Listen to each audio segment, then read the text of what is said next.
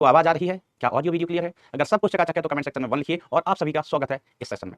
इस लेक्चर के बाद आपको सर्किट वाले क्वेश्चन से कुछ समय के लिए निजात मिल जाएगा, धारा से, वोल्टेज से, ठीक है, इन सभी चीजों से बेटा, प्रतिरोध, कैपेसिटर, प्रेरक, तो इन सभी से आपको निजात मिल जाएगा इस लेक्चर के बाद, क्योंकि फिर हम स्टार्ट करेंगे रे ऑप्टिक्स। ठीक है बेटा, तो रे ऑप्टिक्स पढ़ेंगे, वेव ऑप्टिक्स पढ़ेंगे, वो अलग चीजें होती हैं। अभी तक 12th में अपन ने जो पढ़ाई की है रे ऑप्टिक्स और वेव ऑप्टिक्स का, उससे कोई संबंध नहीं होगा, एकदम नया फ्रेश तरोताजा टॉपिक होगा, लेकिन वो बात की बात है। पहले हम चलते हैं आज की बात। आज की बात है बेटा राज की बात। तो आइए इस राज की बात में हम बनते हैं हम राज। लेक्चर नंबर 2 भैयो, लेक्चर नंबर 2। कदलों ने कलासाना बैठे कैंटीन पाके बकची न पींद सी चाह नी बनौने सलाह कि मैं कुछ करिए दब की आसमानी सब बड़े शौकीन होंदे बल जय बाके ते जेल लगा के ससे दे मुरे ते बापू घुरे कमी दिया सरटा एनक अरमानी। देखिए बेटा, दक्षता वाला एक प्रश्न और आपके सामने प्रस्तुत है। 2300 वोल्ट की एक शक्ति संचरण लाइन अपचाई ट्रांसफार्मर जिसके प्राथमिक कुंडली में फेरे 400 हैं, वो शक्ति प्रदान करती है। ट्रांसफार्मर 230 के निर्गत विभव पर शक्ति का वितरण करता है। यदि ट्रांसफार्मर की प्राथमिक कुंडली में धारा 5 एम्पियर है और इसकी दक्षता 90% है, तो निर्गत धारा का मान क्या होगा? आउटपुट करंट निकालना है, हमें सेकेंडरी में करंट निकालना है। ठीक है, तो ये भी दिया है, ये भी दिया, प्राथमिक कुंडली की धारा भी दी है। वेरी गुड बेटा, वेरी गुड। तो देखो, हम शक्ति निकालें प्राइमरी कुंडली की, तो ये हो जाएगा ई प्राइमरी कुंडली का आई प्राइमरी कुंडली का। तो प्राइमरी कुंडली की शक्ति इज इक्वल टू कितना हो गया? प्राइमरी का ई कितना है? 2300 और धारा कितनी दी गई है? 5 एम्पियर। तो ये शक्ति हो गई। ठीक है, अब आपको दक्षता दी गई है बेटा, तो दक्षता प्रतिशत में बेटा अपन कैसे लिखते हैं? प्रतिशत दक्षता इज इक्वल टू हम लिखते हैं पावर आउटपुट जो सेकेंडरी का होता है अपॉन पावर इनपुट जो प्राइमरी का होता है मल्टीप्लाइड बाय 7%, मल्टीप्लाइड बाय 7%। तो प्रतिशत से प्रतिशत को बेटा उड़ा दो, ठीक है, या चलो अभी थोड़ी देर में उड़ा देना। इसका मान दिया गया 90%। प्राइमरी में अपन इसको लिखेंगे ई, सॉरी सेकेंडरी में ई किसका बेटा? सेकेंडरी का। आई किसका? सेकेंडरी का अपॉन पावर किसका? प्राइमरी का। और पावर किसका? ई किसका? प्राइमरी का। और करंट किसका? प्राइमरी का इंटू 7%। अच्छा, पावर तो हम डायरेक्ट ही निकाल चुके हैं, तो डायरेक्ट पावर लिख देते हैं इसका 2300 इंटू 5 ये प्रतिशत में है, तो इससे ये कैंसिल आउट हो गया बेटा। तो अब हमारे पास क्या बचा? यहाँ से 90। ई एस का मान कितना दिया है? 230 दिया हुआ है बेटा। आई एस हमें जो एच है, मतलब हमें निकालना है, तो 2300 इंटू ये कितना आ गया? 5 आ गया, मल्टीप्लाइड बाय 100। अब देखो हम काटा कूटा मचाते हैं बेटा यहाँ से, तो 230 से ये गया, कितना बचा है? 10। कितना बचा है? 10। ठीक है, 5 से ये गया, कितना आ गया? अच्छा, पहले 10 से इसको भेज दो, तो 0 से एक 0 उड़ जाएगा। ठीक है, 5 से गया तो कितना आ गया? 2 आ गया। कितना आ गया बेटा? 2 आ गया। तो अब अंततः बेटा काटा कूटा मचाने के बाद इधर से 90 बचा है, उधर से 2 इंटू आई एस बचा है। 2 इंटू आई एस, बट्टे में कुछ बचा है क्या? नहीं सर, बट्टे में सब कुछ उड़ गया। तो आई सेकेंडरी में कितना आ गया? 45 एम्पियर।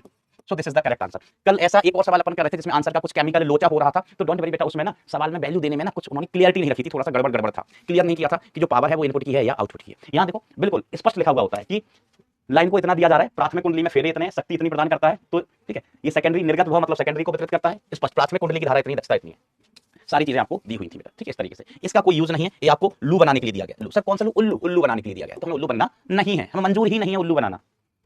अगर हमें कोई उल्लू बना सकता है तो सिर्फ हमारे चाहने वाले, मतलब अपन तो एक दूसरे के चाहने वाले हैं ना, तो आप हमें उल्लू बना सकते हो, हम आपको उल्लू बना सकते हैं, लेकिन मैं तो साधु आदमी, तो किसी को उल्लू बनाता नहीं हूं। ठीक है, हाँ, इसके अलावा कोई भी अपन को उल्लू नहीं बना सकता। ट्रांसफार्मर की कोर को पतलित किया जाता है ताकि भंवर धाराओं की हानि कम की जा सके, है? हल्का बनाने के लिए, शक्तिशाली, बाहुबली बनाना है क्या इसको, है ना? और कुछ नहीं, भंवर धाराओं की हानि को कम करने के लिए हम इसको पतलित कर देते हैं। क्या कर देते हैं? पतलित। और बेटा बताओ, कोई होमवर्क हमें बताने की आवश्यकता हो, जल्दी से लिख दो कमेंट में, फिर हम आगे बढ़ जाएं, है ना? और कोई ऐसा टफ क्वेश्चन हमको लगता नहीं कि था, है ना? हम इस सवाल की चर्चा कर रहे थे, इसमें बहुत ज्यादा क्लियरिटी नहीं थी कि इसके द्वारा प्राप्त शक्ति मतलब प्राथमिक की या द्वितीय की। ठीक है, इसको हल करते जो आंसर आएगा वही आंसर होगा, डोंट बी वरी।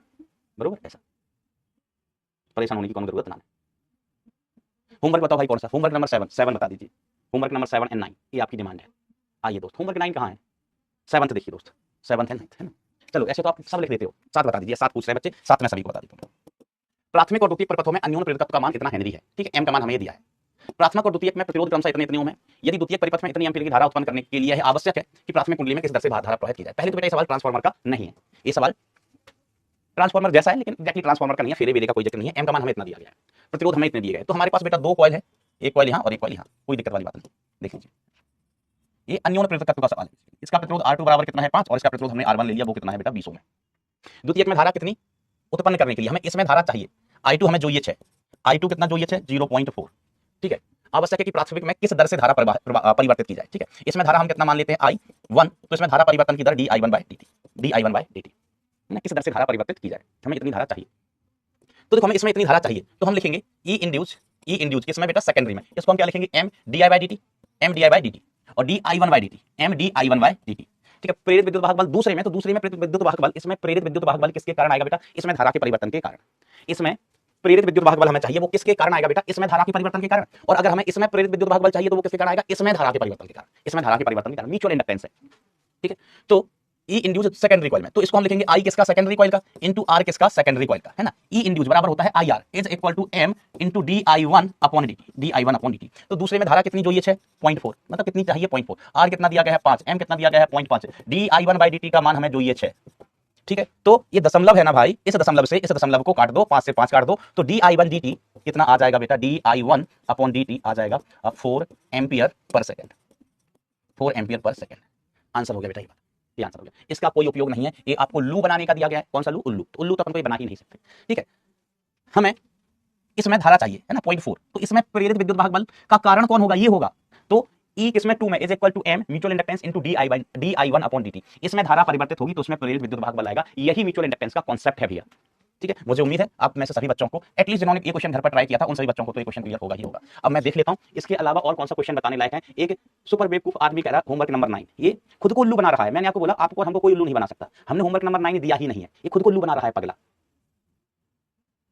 ठीक है। इस क्वेश्चन का आंसर कितना होगा बेटा? 0। क्यों होगा? क्योंकि बैटरी लगी है, एक 6 वोल्ट की बैटरी से जुड़ा है। 6 वोल्ट की बैटरी मतलब कैसा सोर्स हो गया? DC source. कैसा सोर्स हो गया बेटा? DC source. तो डीसी के लिए ट्रांसफार्मर काम नहीं करता है, काम नहीं करता है। एसी के लिए धारा बदलनी चाहिए, धारा बदलेगी तभी अन्योन्य प्रेरण या स्वप्रेरण की घटना घटती है, और जो हमारा ट्रांसफार्मर है वो अन्योन्य प्रेरण के सिद्धांत पर कार्य करता है, ठीक है। तो आंसर होगा इसका 0, है ना। कुछ बच्चे इसका आंसर ये सोच लिए होंगे, आंसर बेटा यहाँ पर लिखा हुआ होगा, हाँ यस आंसर इज 1 लिखा हुआ होता है दोस्तों, ठीक है। 0 समझ गया? 0 नहीं 2 नहीं दोस्त, डीसी सोर्स, डीसी सोर्स नहीं होना चाहिए। अगर डीसी सोर्स है, बैटरी है, तो फिर ट्रांसफार्मर काम ही नहीं करेगा। ये मैंने आपको थ्योरी में भी पॉइंट बताया था, याद करें, ठीक है। एक बालक पूछ रहा है, ये बालक दुनिया के लिए बहुत खतरनाक है, पूछ रहा है सर एम का मान कहां से आया?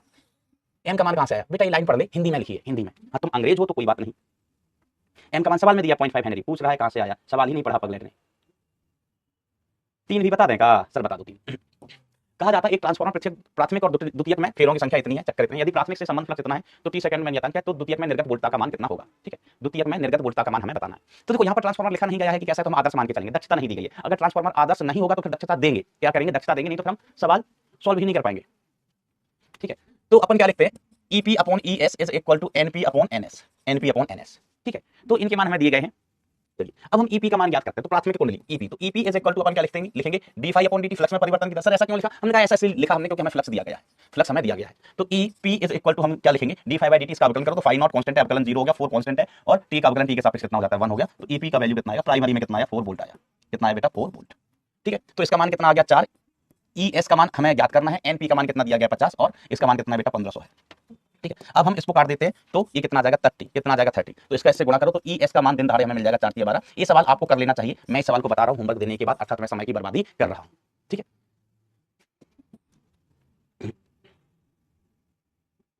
स्वप्रेरण गुणांक का सवाल है वो तो हो गया होगा। ट्रांसफार्मर का क्रोड नर्म लोहे का क्यों बनाते हैं, ठीक है। तो बेटा सेथल हार्स को कम करने के लिए, है ना। देखो हमने नर्म लोहा और हार्ड लोहा, कठोर लोहा किसमें पढ़ा था बेटा? जब मैं मैग्नेटिक प्रॉपर्टीज ऑफ मटेरियल, पदार्थों के गुणधर्म बता रहे थे, तब मैंने बताया था कि अगर नर्म लोहा होता है तो शैथिल्य वक्र पतला होता है, और अगर कठोर लोहा होता है तो शैथिल्य वक्र चौड़ा बनता है। तो इसमें हानि ज्यादा होती है और उसमें हानि कम होती है।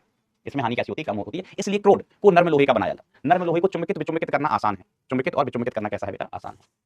अब चलिए इस क्वेश्चन की हम पिछला जो चैप्टर गया ईएमआई और एसी, उसकी पीवाईक्यू आपको देंगे आज होमवर्क 2024 के 25 के, है ना। तो वो आप ट्राई करना, ओके। चलिए हम आगे बढ़ते हैं। एक बार कह रहा है सर होमवर्क नंबर 2 भी बता दो, तो चलो बता देते हैं। आपकी इच्छा का सम्मान करते हुए, मान सम्मान में भाई बताना पड़ेगा। किसी कुंडली में इतने सेकंड में धारा का मान 8 एम्पियर से 2 एम्पियर हो जाता है। प्रेरित विद्युत भाग बल इतना है, कुंडली का स्वप्रेरण गुणांक बताइए। तो तुम हो निपुण गधे। देखो ई सेल्फ, ई इंड्यूस्ड सेल्फ, है ना। स्वप्रेरण की बात हो रही तो ये होता है L D I by D T, L D I by D T. ऐसे अपन ने कई सवाल किया, ठीक है। प्रेरित विद्युत भाग बल ई इंड्यूस को हम ऐसे लिख सकते हैं फिर एल इंटू डेल्टा आई अपॉन डेल्टा टी, डेल्टा आई अपॉन डेल्टा टी। इसका मान कितना दिया गया? 2 वोल्ट। एल का मान कितना दिया गया है दोस्त? हमें एल चाहिए। धारा 8 से 2 हो गई तो धारा में परिवर्तन कितना हुआ? 6 एम्पियर, और समय अंतराल कितना दिया गया? 3 × 10⁻² हेनरी। बेटा यहां से आप एल का मान दिन दहाड़े उठवा सकते हैं, बरोबर। चलिए अब हम आगे बढ़ेंगे।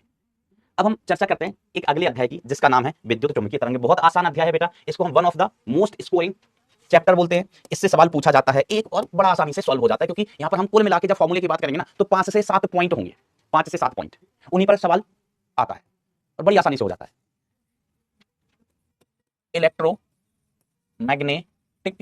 Induction, electromagnetic induction. एक बालक कह रहा है कि सर जनरेटर, हमका जनरेटर कुछ नहीं, एक नाम ही है जनरेटर, डायनामो सिर्फ नाम है, सभी इसी कॉन्सेप्ट पर आधारित होते हैं बेटा। जनरेटर या डायनामो क्या करता है? क्या करता है? ऊर्जा, विद्युत ऊर्जा बनाता है। और हमने इस पूरे चैप्टर में क्या किया? विद्युत ऊर्जा ही बनाया है अलग अलग तरीके से, ठीक है। अगर हम कहें हम एक स्लाइडर चला रहे हैं तो ये भी डायनामो, ये भी जनरेटर ही है भैया, ये भी क्या है, जनरेटर डायनामो ही है, क्योंकि हम इसको चला रहे हैं, यहाँ पर मैग्नेटिक फील्ड है, तो ये बैटरी बन जाएगा, बैटरी बन जाएगा तो प्रेरित विद्युत भाग बल आ जाएगा, प्रेरित विद्युत भाग बल आ जाएगा बेटा। ठीक है, यस बेटा, सभी क्वेश्चन देंगे, पहले हम मेंस के देंगे फिर एडवांस के देंगे, सभी क्वेश्चन देंगे। ओके चलिए, है ना, हम मैग्नेटिक फील्ड में कॉइल को घुमा रहे थे, कॉइल को घुमाया था जिससे हमें एसी करंट मिला था, तो वो एसी जनरेटर हो गया बेटा, कॉइल को घुमाया था ना, तो हमें प्रेरित विद्युत भाग बल मिला था, नवाब एन ए ओमेगा बी। ठीक है, तो बेसिकली बेटा वो जनरेटर ही था, उसने क्या किया, मैकेनिकल यांत्रिक ऊर्जा से विद्युत ऊर्जा बनाई। हमने कॉइल को घुमाया था, हमने कहा हम स्लाइडर नहीं चला रहे हैं, स्लाइडर को चलाते चलाते कहां जाएंगे, एक जगह कॉइल रखो, घुमा दो टक टक टक टक और मैग्नेटिक फील्ड लगा दो, तो हमें विद्युत ऊर्जा मिल जाएगी, that is generator, that is generator. Ansh Pandey sir you are wrong, yes बेटा हम रॉन्ग हैं, हम रॉन्ग हैं, बने रहने दो बेटा, रॉन्ग हमें बने रहने दो। ये क्या किए थे हम, ठीक है, तो दो यंत्र होते हैं अपने, एक जनरेटर कह लो आप, दूसरा मोटर। मोटर क्या करता है, मोटर उल्टा काम करता है, मोटर क्या करता है, विद्युत ऊर्जा को यांत्रिक ऊर्जा में बदल देता है ना। जैसे हम आटा चक्की है ना, हमें गेहूं पीसना है, गेहूं पीसना है, तो गेहूं पीसने के लिए अपन क्या करते हैं, जो अपनी चक्की होती है गेहूं पीसने वाली, उसमें इलेक्ट्रिसिटी देते हैं, इलेक्ट्रिसिटी अपन ने स्विच चालू किया, चक्की चालू हो जाती है, चक्की के जो पार्ट होते हैं ना, पार्ट वो घूमने लगते हैं। तो मोटर में क्या होता है, इलेक्ट्रिकल एनर्जी कन्वर्ट होती है मैकेनिकल एनर्जी में, हमने विद्युत ऊर्जा दी, उससे गति आई, मतलब यांत्रिक ऊर्जा आई। और दूसरी मोटर जैसे घरों में पाइप वाली मोटर वो होती है ना, टिल्लू पंप है ना, पानी खींचने के लिए मोटर होती है, घरों में होती है, खेतों में होती है बड़ी मोटर है ना, तो उसमें भी हम इलेक्ट्रिसिटी देते हैं, हम देते कौन सी, विद्युत ऊर्जा देते हैं, फिर वो क्या करता है, पानी को खींचता है, तो पानी जब बाहर निकलता है तो पानी के पास कौन सी ऊर्जा आई, गतिज ऊर्जा आ जाती है। अलग अलग जगह ये बहुत, जहां पर भी अपन मोटर का उपयोग करते हैं, तो मोटर क्या करता है, विद्युत ऊर्जा को यांत्रिक ऊर्जा में बदलता है, कि हम स्विच ऑन करते हैं तो गति आ जाती है। ठीक है, पंखे में क्या लगी होती है, पंखे में भी बेटा मोटर होती है ना, वो डायनामो या जनरेटर नहीं होता है, पंखे में क्या होता है, मोटर, हमने विद्युत ऊर्जा दी, स्विच ऑन किया, पंखा घूमने लगा, पंखे के पास गतिज ऊर्जा आ गई है, तो पंखे में क्या लगा होता है, मोटर, एक ऐसी युक्ति जो विद्युत ऊर्जा को गतिज ऊर्जा में बदल रही है। और हम इसमें जो पढ़ाई कर रहे थे वो डायनामो कह लो, जनरेटर कह लो, उसमें क्या होता था, हम स्लाइडर को कहीं चला रहे हैं, कहीं कॉइल को घुमा रहे हैं, तो हम स्लाइडर को चला रहे हैं या कॉइल को घुमा रहे हैं, तो हम कौन सी ऊर्जा दे रहे हैं, गतिज ऊर्जा, गतिज ऊर्जा। उससे क्या हुआ था बेटा, जो अपना कॉइल है या स्लाइडर है वो बन जाता था बैटरी, मतलब हमें कौन सी ऊर्जा मिल जाती थी, विद्युत ऊर्जा मिल जाती थी। कौन सी ऊर्जा बेटा, विद्युत ऊर्जा। तो यांत्रिक ऊर्जा को जो विद्युत ऊर्जा में बदल दे, दैट इज डायनामो या जनरेटर, जनरेटर। इलेक्ट्रोमैग्नेटिक इंडक्शन नहीं दोस्तों, इलेक्ट्रोमैग्नेटिक इंडक्शन हम पढ़ चुके हैं, let's talk about the electromagnetic waves. Electromagnetic waves, तो इलेक्ट्रोमैग्नेटिक वेव में बेटा कुछ नहीं होता है, ठीक है, कुछ नहीं होता है। अगर हम मोटा मोटी बता दें तो तीन चार पॉइंट होते हैं, तीन चार पॉइंट है ना, मेन पॉइंट्स, फिर अपन इसको कहानी भी समझा देंगे। पहले इतना ही समझ लो, इससे ही आधे क्वेश्चन सॉल्व हो जाएंगे इसी एक स्लाइड से। तो इलेक्ट्रोमैग्नेटिक वेव में क्या होता है बेटा, इलेक्ट्रिक फील्ड कंपोनेंट भी होते हैं और मैग्नेटिक फील्ड के कंपोनेंट भी होते हैं, और वो एक दूसरे के लंबवत गति करते हैं। ठीक है, लंबवत होते हैं। ठीक है, मान लीजिए हमने इलेक्ट्रिक फील्ड ले लिया है इधर, ये संचरण की दिशा, संचरण की दिशा, संचरण की दिशा मतलब तरंग के चलने की दिशा, तरंग के चलने की दिशा। और मैग्नेटिक फील्ड हमने कहां ले लिया है बेटा, अभी हम मैग्नेटिक फील्ड भी ले लेगा। तो फिलहाल हम इलेक्ट्रिक फील्ड की बात कर रहे हैं। इलेक्ट्रिक फील्ड हमने बेटा इस अक्ष पे ली है, इलेक्ट्रिक फील्ड हमने ली इस अक्ष पर, तो इलेक्ट्रिक फील्ड वाली तरंग कुछ ऐसे चल रही है, इलेक्ट्रिक फील्ड वाला कंपोनेंट इस तरीके से चल रहा है, ऐसे इलेक्ट्रिक फील्ड वाला। और मैग्नेटिक फील्ड हम लगा देते हैं बाई अक्ष के अंदर, यहाँ पर हमने लगाई हुई है क्या बेटा, magnetic field, magnetic field B. ठीक है, तो मैग्नेटिक फील्ड, इलेक्ट्रिक फील्ड ऊपर नीचे ऐसे ऑसिलेट कर रहा है, ऐसे ऑसिलेट कर रहा है, और मैग्नेटिक फील्ड तल के लंबवत अंदर बाहर, तल के लंबवत अंदर बाहर जा रहा है। ठीक है, इलेक्ट्रिक फील्ड ऊपर जा रहा है और मैग्नेटिक फील्ड बाहर है, इलेक्ट्रिक फील्ड ऊपर और मैग्नेटिक फील्ड बाहर। ठीक है, ऐसे ऑसिलेशन हो रहा है। ठीक है, इस तरीके से मैग्नेटिक फील्ड जेड दिशा में है, मैग्नेटिक फील्ड जेड दिशा में कंपन कर रहा है, और इलेक्ट्रिक फील्ड बाई दिशा में कंपन कर रहा है। इसका डायग्राम भी बना हुआ है, हम अभी आगे बताएंगे। ठीक है, इलेक्ट्रिक फील्ड बाई दिशा में ऑसिलेट हो रहा है और सेम टाइम पर साथ ही मैग्नेटिक फील्ड जेड दिशा में ऑसिलेशन कर रहा है, जेड दिशा में ऑसिलेशन कर रहा है, और ये चल रहा है इधर एक्स दिशा। ठीक है, तो अपना जो ई बी व संचरण की दिशा सी क्या होते हैं, परस्पर लंबवत होते हैं, परस्पर लंबवत होते हैं, परस्पर, पहला पॉइंट, परस्पर लंबवत होते हैं। दूसरा पॉइंट हम कहेंगे EM waves, EM waves, electromagnetic waves अनुप्रस्थ तरंगें होती हैं, अनुप्रस्थ तरंगें होती हैं। सर अनुप्रस्थ तरंगें क्या होती हैं, तो अनुप्रस्थ तरंगें वही तरंगें होती हैं जिनमें कंपन संचरण की दिशा के लंबवत होते हैं, जिनमें कंपन कहां होते हैं बेटा, संचरण की दिशा के लंबवत। अच्छा, तरंग बताओ किस दिशा में जा रही है, सर तरंग जा रही है जुई, तरंग जा रही है जुई, एक्स में जा रही है तरंग, इधर सी, तरंग के संचरण की दिशा। विद्युत क्षेत्र के घटक कहां पर कंपन कर रहे हैं, बाई दिशा में, बाई दिशा में। तो विद्युत क्षेत्र के घटक बाई दिशा में कंपन कर रहे हैं, तरंग एक्स में चल रही, मतलब एक दूसरे के लंबवत है। मैग्नेटिक फील्ड के घटक कहां पर कंपन कर रहे हैं, बाई दिशा में, सॉरी जेड दिशा में, अंदर बाहर, ऐसे कंपन कर रहे हैं। तो मैग्नेटिक फील्ड किस दिशा में कंपन कर रही है, बाई में, सॉरी जेड में, तरंग कहां जा रही है, एक्स में, और जेड और एक्स एक दूसरे के बेटा लंबवत होते हैं। ठीक है, तो ये अनुप्रस्थ तरंगें होती हैं। अनुप्रस्थ तरंगें क्या होती हैं, जिनमें कंपन संचरण की दिशा के लंबवत होते हैं। ठीक है, तीसरा पॉइंट, ये प्रकाश की चाल से चलती हैं, प्रकाश के चाल जिसे अपन क्या कहते हैं, सी से चलती हैं। ठीक है, और सी की वैल्यू बराबर होती है 1/√μ0 एप्सिलॉन नॉट। म्यू नॉट आप जानते हो, एप्सिलॉन नॉट भी आप जानते हो, विद्युतशीलता एंड चुंबकशीलता निर्वात की। ठीक है, ऐसा। चौथा पॉइंट, हम माध्यम में प्रकाश की चाल क्या लिख सकते हैं, माध्यम में इनकी चाल क्या लिख लेते हैं, 1/√, ये म्यू अपॉन एप्सिलॉन आ जाएगा, mu upon epsilon not. Mu क्या है, माध्यम की चुंबकशीलता, एप्सिलॉन नॉट क्या है, माध्यम की विद्युतशीलता। यहाँ पर पांचवा पॉइंट लिखें बेटा, तो जो सी है, सी का मान होता है b/e के, सी का मान किसके बराबर होता है, सॉरी e/b के। ठीक है, इसको भी याद रखना। अपन ने ये केस भी देखा था जब हम चुंबकीय क्षेत्र में आवेशित कण की गति पढ़ रहे थे, तो हमने कहा कि ऐसा क्या हो कि आवेश सीधा चला जाए बिना विचलन के विद्युत और चुंबकीय क्षेत्र की स्थिति में। तो v का मान अपन ने कितना निकाला था, E/B निकाला था। अब यहाँ v की जगह क्या आ जाएगा, c आ जाएगा, विद्युत चुंबकीय तरंग, जिसे आप प्रकाश तरंग भी कह सकते हैं। प्रकाश एक विद्युत चुंबकीय तरंग ही है, प्रकाश क्या है बेटा, विद्युत चुंबकीय तरंग, बरोबर। तो अपने जो सिग्नल वगैरह होते हैं ना, सिग्नल ये भी विद्युत चुंबकीय तरंग, जैसे जो मोबाइल टावर के सिग्नल होते हैं वहां से जो तरंगें निकलती हैं, है ना, तो वो विद्युत चुंबकीय तरंगें ही होती हैं बेटा। क्या होती है? विद्युत चुंबकीय तरंगें, प्रकाश की गति से गतिमान। C is equal to E by B। ठीक है, और क्या होता है बेटा इसमें? तो यही कुछ अपने मेन पॉइंट्स हैं, मेन पॉइंट है। अब देखो एक तो एक रिलेशन हो गया, अब हम दिशा की बात कर लेते हैं। दिशा, तो देखो दिशा देखने का तरीका, दिशा देखने का तरीका हम कहते हैं जो C है, C सदिश है ना, C वेग है, एक सदिश राशि है, तो C सदिश बराबर अपन ऐसे लिख सकते हैं बेटा, C सदिश इज इक्वल टू, C सदिश इज इक्वल टू B सदिश क्रॉस E सदिश। नहीं नहीं नहीं भैया नहीं, C सदिश इज इक्वल टू अपन लिख लेते हैं E सदिश क्रॉस B सदिश, E सदिश क्रॉस B सदिश, C सदिश की अपन बात करें E क्रॉस B S। ठीक है, C सदिश अगर हमें लिखना है, C की दिशा चेक करनी है। ठीक है, अगर हमें दिशा चेक करनी है E की, तो E की दिशा होती है बेटा B cross C, B cross C। ठीक है, और अगर हमें दिशा कभी मैग्नेटिक फील्ड की चेक करनी है, तो मैग्नेटिक फील्ड की दिशा होती है B सदिश is equal to C cross E सदिश, C क्रॉस E सदिश, C क्रॉस E सदिश। इस तरीके से बेटा आप ये चेक कर सकते हैं, बरोबर है ना। कभी दिशा चेक करनी हो कि C की दिशा क्या है, E की दिशा क्या है, B की दिशा क्या है। जैसे हमें E बराबर यहाँ से क्या मिलेगा, E बराबर मिल गया परिमाण में, तो हम कहेंगे B into C, B into C, लेकिन सदिश क्या है, तो E सदिश इंटू B क्रॉस C होता है। क्या होता है बेटा? B cross C। इसको याद रखना, और इसको याद रखने का तरीका क्या है कि B के, जैसे यहाँ पर अपन ने कहा B के बाद C आया, B के बाद क्या है C, यहाँ B के बाद C आया, यहाँ पर भी जैसे अपन E क्रॉस B किए तो B के बाद C, ये आपको याद रखना है। क्या करना है बेटा? याद रखना है, बरोबर। ये संचरण की दिशा बताता है C बराबर E cross B, E cross B। ठीक है, E सदिश बराबर B क्रॉस C, इधर B सदिश बराबर C क्रॉस E सदिश। ठीक है, तो ये रिजल्ट्स आपको याद रखना है, किसी भी तरीके से बेटा आप याद रख सकते हैं। कोई सिमेट्री बन रही है क्या? BC फिर CB, BC CB ना, कोई मैं समिति बनाना चाहता हूं जिससे आपको याद रखना आसान हो जाए। क्या हो जाए बेटा? याद रखना आसान हो जाए। आप इसको ऐसे याद रख लो कि हमने सबसे पहले इलेक्ट्रिक फील्ड पढ़ी थी, electric field B cross C से अपन देखेंगे, B क्रॉस C से। ठीक है, फिर C को देख लो बेटा, C कितना हो जाएगा, इलेक्ट्रिक मैं क्या कर रहा हूं, B cross C, B cross C। फिर किसको देख लो बेटा, C क्रॉस B, C को देख लो, C सदिश हो जाएगा बेटा E cross B, E cross B सदिश, E क्रॉस B सदिश। फिर B सदिश इज इक्वल टू कितना हो जाएगा, B सदिश इज इक्वल टू कितना हो जाएगा, C सदिश क्रॉस E सदिश, C सदिश क्रॉस E सदिश, C सदिश क्रॉस E सदिश। इस तरीके से, इस ऑर्डर में अपन इसको याद रख सकते हैं। बस ये आपको याद रखना है, ये दिशा के लिए है, दिशा के लिए। ठीक है, हम इसको ऐसे याद रखते हैं कि देखो B इधर आया, B के बाद फिर B आगे खिसक गया, फिर B और आगे खिसक आया। देखो पहले B इधर था, अब अगली लाइन में B कहां चला गया, आगे चला गया, और आगे B कहां जाएगा, B इधर आ जाएगा। B कहां जाएगा बेटा? इधर आएगा। B कहां आएगा बेटा? इधर आएगा। याद रखना कि B क्रॉस C, ये B क्रॉस C, फिर ये B पर खत्म हुआ तो C से शुरू होगा, यहाँ पर B पर खत्म हुआ तो C से शुरू होगा, यहाँ B है तो B के बाद फिर C आया, B के बाद क्या आया बेटा? फिर C आया। ठीक है, जिस तरीके से भी याद रखना चाहें आप याद रख लें इसको, तो ये रिजल्ट होते हैं। याद रखने का अपना तरीका हो सकता है आपका। तो ये मेन पॉइंट है, इससे संबंधित, विद्युत चुंबकीय तरंगों से संबंधित।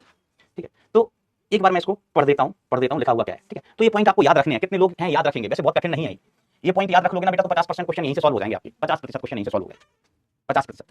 पहला पॉइंट क्या है कि EBC जो फोटो बनाया है वही लिखा है कि EBC परस्पर लंबवत होते हैं, ये अनुप्रस्थ तरंगें होती हैं, प्रकाश की चाल से चलती है, प्रकाश की चाल C बराबर 1/√μ0 एप्सिलॉन नॉट। अगर हमें माध्यम में चाल लिखनी है तो 1/μ * एप्सिलॉन। C बराबर होता है E/B, C बराबर क्या होता है बेटा? E/B होता है, C बराबर क्या होता है? E/B। हेलो, हाँ बस बढ़िया सर, मैं लेक्चर में आपको लगाऊं 8 बजे कॉल, 8 बजे ओके ओके। तो ये हो गया क्या? नहीं, यहां तक अपन पहुंच गए थे। फिर इनमें संबंध देखो, हमारे पास ये रिलेशन तो है ही, C = E × B। ठीक है, तो E बराबर BC, इसी से E बराबर B × C आ गया। तो E बराबर B × C में क्या आएगा? B क्रॉस C आएगा, B क्रॉस C आएगा। ठीक है, अब आप इसको आगे खिसकाते जाओ, आगे खिसकाते जाओ, तो C सदिश क्या आएगा? तो E क्रॉस B आएगा, फिर B सदिश क्या आएगा? B सदिश आएगा C क्रॉस E आएगा।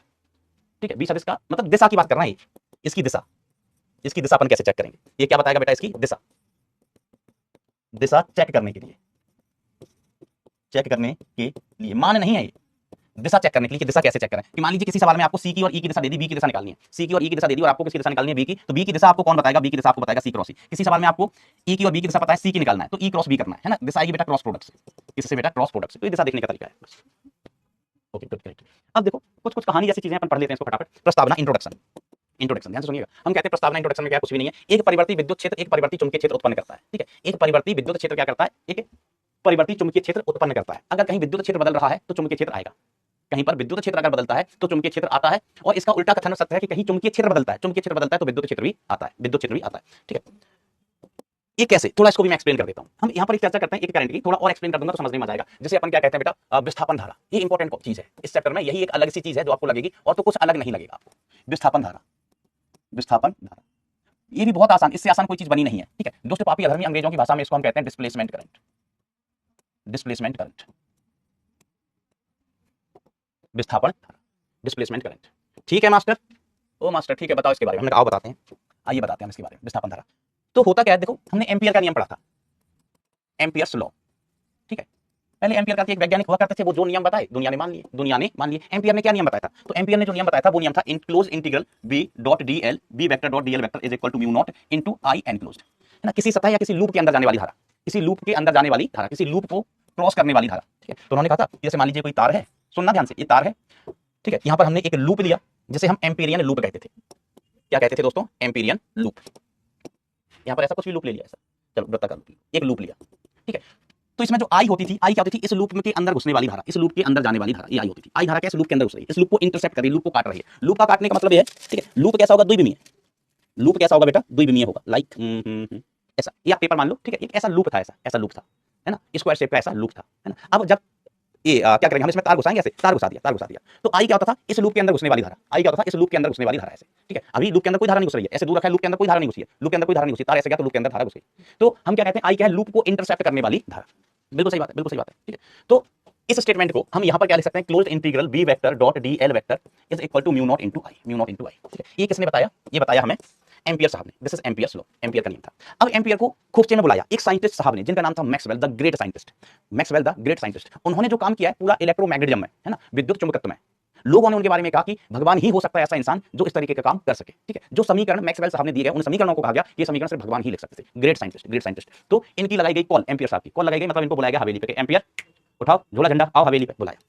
इनसे अपना नियम बताओ, अपना नियम बताओ। इन्होंने बताया, क्योंकि इनका नियम तो उस टाइम ट्रेंडिंग में चल रहा था, ट्रेंडिंग में, फैशन में था नियम। तो उन्होंने कहा कि तार लो, उन्होंने कहा एक तार लो, ले लिया, तार लो, ले लिया, ठीक है। फिर उन्होंने कहा कि एक सतह ले लो, ऐसा सतह ले लो, लूप ले लो, लूप ले लो, ले लिया। इसमें धारा घुसा दी, धारा घुसा दी, कितनी आई, कितनी बाहर निकलेगी, आई।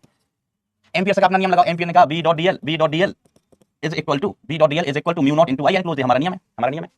उन्होंने बोला, मैक्सवेल ने बोला इनसे कि ठीक है, अभी कहीं जाना मत, अभी जाना मत, ठीक है। फिर बोला किधर कि जो तुम लूप कह रहे हो ऐसा, कि जरूरी हम ऐसा ही लूप लें, हम ऐसा ले लें कुछ टेढ़ा मेढ़ा लूप, हम लूप ऐसा ले लें कुछ टेढ़ा मेढ़ा भी तो ले सकते हैं, हमें ऐसा लूप नहीं लेना है, मतलब ऐसा हमें लूप नहीं लेना, हम तो ऐसा लूप लेंगे, ऐसा। एम्पियर ने कहा जैसा लेना हो वैसा ले लो, जैसा लेना है वैसा ले लो, लूप के शेप से कोई फर्क नहीं पड़ता। अर्थात जैसे मैंने अभी जो लूप लिया था वो कैसा था, एक वर्गाकार था, वर्गाकार, ठीक है। अब वर्गाकार होना जरूरी नहीं, हम ऐसा भी शेप ले सकते हैं, इसका शेप हम ऐसा भी ले सकते थे, हमने इसको इधर से मोड़ दिया, इधर से मोड़ दिया, इधर से ही मोड़ दिया। अब ये वर्गाकार नहीं रहा, आकार बदल गया, आकार बदल गया, अभी भी टुक करके तार अंदर गया, तार अंदर गया। तो यहाँ पर जो हम आई लिखते हैं, इस लूप को इंटरसेप्ट करने वाली, लूप के अंदर से गुजरने वाली धारा, लूप के अंदर से गुजरने वाली धारा। तो लूप किसी भी शेप का हो सकता है, लूप किसी भी शेप का हो सकता है, ठीक है। अब आए एम्पियर साहब अपने, मैक्सवेल साहब अपने रोल में, उन्होंने कहा कि हम लूप ऐसा लेना चाहते हैं, एक जग टाइप का भगोनी के जैसा, ऐसा हम लूप ऐसा लेना चाहते हैं, ऐसा लिया, और सतह ऐसी लेंगे, सतह कैसी लेंगे, ऐसी। उन्होंने कहा ले लो, एक ही बार तो काट रहा है, समझ रहे हैं कैसा बना, कैसा लूप लिया ना, ऐसा, इधर से तो खाली, इधर से खाली, इधर से खाली है भाई। अब इसको लेके ऐसे घुसा दिया, डुम करके तार। तो देखो यहाँ तो काट नहीं रहा है ना, यहाँ सतह ही नहीं है, यहाँ पर क्या बेटा सतह ही नहीं है, सतह कहाँ है, इसमें सिर्फ इधर है। तो इधर से खोखला और अंदर सतह है। तो मैक्सवेल ने कहा हम ऐसा ले लें लूप, उन्होंने कहा ले लो लूप, ऐसा ले लो लूप, और इसमें से बस आप तार घुसा दो, आर पार निकल जाए। तो मैक्सवेल ने घुसा दिया तार, आर पार निकल गया। तो इसको कितनी धारा काट रही है, धारा कहाँ काटेगी, इस वाले पृष्ठ को, इस वाले पृष्ठ में से धारा निकलेगी, ठीक है। तार बाहर निकल गया तो धारा कितनी जा रही है, समझ रहे ना, ये यहाँ पर काट रहा है, ये लूप को यहाँ पर इंटरसेप्ट कर रहा है, इसमें से धारा आई जा रही है अंदर। एम्पियर से पूछा क्या इसके लिए सही है, एम्पियर ने कहा बिल्कुल सही है, एम्पियर ने कहा बिल्कुल सही है, रत्ती भर भी शक मत करना, और शक करने की कोई गुंजाइश ही नहीं है भाई। आप देखो कि पहले अपन कैसा ले रहे थे, जरूर पहले अपन ऐसा ले रहे थे लूप, फिर से रिपीट करता हूँ, ऐसा ऐसा। तो टुक करके तार घुसा दिया, घुस गया, टुक करके तार घुसाया, घुस गया, ठीक है। अब उन्होंने कैसा क्या किया, ऐसा ले लिया इस तरीके का लूप। अब मान लीजिए कागज का ही बना होता, कागज का ही बना होता है, तो हम इसमें भी पेन घुसा सकते थे, पेन घुसाते बाहर निकला था। तो इसको इंटरसेप्ट करने वाली धारा, है ना, इसको काटने वाली धारा, लूप के अंदर से गुजरने वाली धारा आई ही होती, कोई दिक्कत वाली बात नहीं है।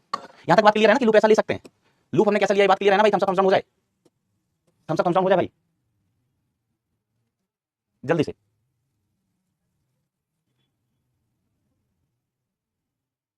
सर मैं इसको इजी बोलूं या हार्ड, समझ नहीं आ रहा, ई हार्ड बोल दो, ठीक है, सिंपल सी है। फिर मैक्सवेल साहब बड़का साइंटिस्ट, खुरापाती आदमी, उन्होंने कहा कि चलो हम ऐसा करते हैं, ये तार है, हाँ ये तार है। उन्होंने कहा कि हम ऐसा कि अपन सर्किट में कैपेसिटर भी तो लगाते हैं, उन्होंने कहा लगाते हैं कैपेसिटर, ऐसे कैपेसिटर लगाते हैं, ऐसे ये कैपेसिटर लगाया। उन्होंने बोला कि अब हम ना लूप ऐसा ले रहा है, हम लूप कैसा ले रहा है, ऐसा कुछ लूप अब हम कुछ इस प्रकार से ले रहा है। आपने कहा ना किसी भी शेप का ले लो लूप, हाँ किसी भी शेप का ले लो, ऐसे ऐसे ऐसे, ठीक है, इस तरीके से, बिल्कुल वही शेप कर लिया, वही शेप कर लिया, इसी शेप का लिया, ठीक है। बस मैंने बड़ा बना दिया, शेप वही है, मैंने बड़ा बना दिया बेटा, शेप वही है। और प्रैक्टिस करो बेटा, सॉल्यूशन देखो, क्वेश्चन होने लगेंगे अब, नहीं तो अब नहीं हो रहा है कोई बात नहीं, बाद में रिवीजन कराएंगे तो हम और करा देंगे एसी के क्वेश्चन प्रैक्टिस। वैसे एसी आसान चैप्टर होता है, हम या किसी दिन एक्स्ट्रा थोड़ा एक्सटेंड करके किसी दिन, है ना, ऐसा कर देंगे कि 8 बजे अपना क्लास खत्म, 30-40 मिनट ना एसी के क्वेश्चन और प्रैक्टिस करवा देंगे, तो बनने लगेंगे क्वेश्चन, है, परेशान मत हो। अभी इसको समझो नहीं तो फिर इसके भी नहीं बनेंगे, अभी इसको समझा रहे तो इसी में घुसोगे तो फिर इसके भी क्वेश्चन नहीं बनेंगे। तो आप ये बताओ क्या इस लूप को कोई तार काट रहा है, तार काट रहा है। अब ध्यान समझना, इसमें कैसा लूप लिया, ऐसा, यहाँ कैपेसिटर की प्लेट लगी, कैपेसिटर की प्लेट, तो तार तो इसके अंदर जा रहा है बट इसको काट नहीं रहा है, तार इसके अंदर जा रहा है बट इसको काटा नहीं है ना, इसको कटवाया नहीं है, ठीक है। ऐसा था अंदर घुसा दिया, अंदर कैपेसिटर की प्लेट है, तो यहाँ से तो बेटा तार काटा नहीं। अब यहाँ से पूरा तार होता तो इसको काटता, लेकिन यहाँ तार नहीं, यहाँ कैपेसिटर की प्लेट है, यहाँ कैपेसिटर की प्लेट है। तो यहाँ पर हमने नियम लिखा एम्पियर साहब का, एम्पियर साहब से लिखवाया, तो नियम क्या होगा, integral b dot dl is equal to mu not, और यहाँ पर आई एनक्लोज, इसको काटने वाली धारा कितनी है, शून्य है। आई एनक्लोज लिखते हैं, इसको काटने वाली धारा, लूप के अंदर से जाने वाली धारा, लूप को इंटरसेप्ट करने वाली धारा। तो यहाँ पर तो ये धारा कितनी है बताओ, लूप को कोई धारा काट रही है क्या, हाँ ना बोलो, लूप को कोई धारा काट रही है, लूप को कोई धारा इंटरसेप्ट कर रही है क्या, आप कहेंगे सर नहीं कर रही है, 0। तो यहाँ से हमें मिला integral b dot dl is equal to 0, यहाँ से इस जगह से, और दूसरे समीकरण से हमें क्या मिल रहा है, इस समीकरण से हमें क्या मिल रहा है, integral v dot dl equal to mu not I enclosed. तो ये गलत, इसमें अलग मिल रहा है रिजल्ट, इसमें अलग मिल रहा है रिजल्ट, इसमें अलग मिल रहा है रिजल्ट, तो गलत हो गया। तो अब एम्पियर साहब बहाने बनाने लगे, तुमने इसमें कैपिटल लगा दिया, तुमने इसमें कैपिटल लगाया, इसमें कैपिटल लगा, इसमें कैपिटल लगाया नहीं है तुमने। मैक्सवेल ने कहा रुको, तो हमसे तेज चल रहे हो, मैक्सवेल ने कहा हमने इसको खिसका दिया इधर, हमने इसको खिसका दिया इधर, और तुम कहो तो हम यहाँ भी कैपिटल लगा देते हैं। मैक्सवेल साहब बड़का आदमी यार, बड़का, मैक्सवेल के सामने आलिया भट्ट भी कुछ नहीं लगती भाई, ऐसा उन्होंने यहाँ भी लगा दिया, लोग यहाँ लगा देते कैपिटल क्रॉस। बोलो अब बोलो वही परिपथ है, वही परिपथ है, बस हमने क्या किया, लूप की पोजीशन बदली है। एक बार लूप यहाँ लिया है, दूसरी बार हमने लूप को इधर खिसका दिया, यहाँ खिसका दिया, यहाँ लूप ले लिया है। अब बताओ बहानेबाज एम्पियर, तो एम्पियर भाग गए, एम्पियर ने कहा हमको सुसवाइए, हम अभी आते हैं, एम्पियर भाग गए, फिर नहीं आए। इस बार माइक रख के गए थे एम्पियर, है ना। ठीक है, तो समझ रहे हो, वही केस ए है, वही सर्किट ए है, वही सर्किट ए है बिल्कुल। इसमें रिजल्ट लगा रहे हैं integral v dot dl equal to mu not into I enclosed. इसमें अपन बात करें, यहाँ तो धारा जा रही है I, यहाँ तो धारा जा रही है I, लेकिन धारा यहाँ तक ही गई, इसके बाद धारा खत्म, यहाँ धारा है ही नहीं, यहाँ धारा है ही नहीं। अब देखो यहाँ धारा ही नहीं है, और वास्तव में यहाँ धारा दिख रही है आपको, आप कहेंगे नहीं यहाँ तो गैप है, यहाँ धारा होगी नहीं, धारा होगी नहीं। तो हमने कहा ये इक्वेशन 1 हो गया और इक्वेशन 2 हो गया, और इक्वेशन 1 और 2 सेम परिपथ के लिए, सेम सर्किट की जगह दो अलग अलग जगह लगाया गया है। ठीक है, तो सुनना कि समीकरण 1 व 2 सेम तार के लिए दो अलग अलग जगह पर दो अलग अलग जगह पर, कितनी जगह पर बेटा, दो अलग अलग जगह पर, थैंक यू दीदी, दो अलग अलग जगह पर लगाया गया है,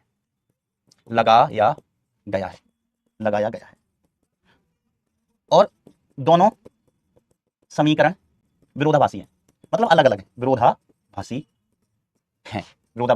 इसका मतलब कुछ तो गड़बड़ है दया, कुछ तो गड़बड़ है, इसका मतलब कुछ तो गड़बड़ है।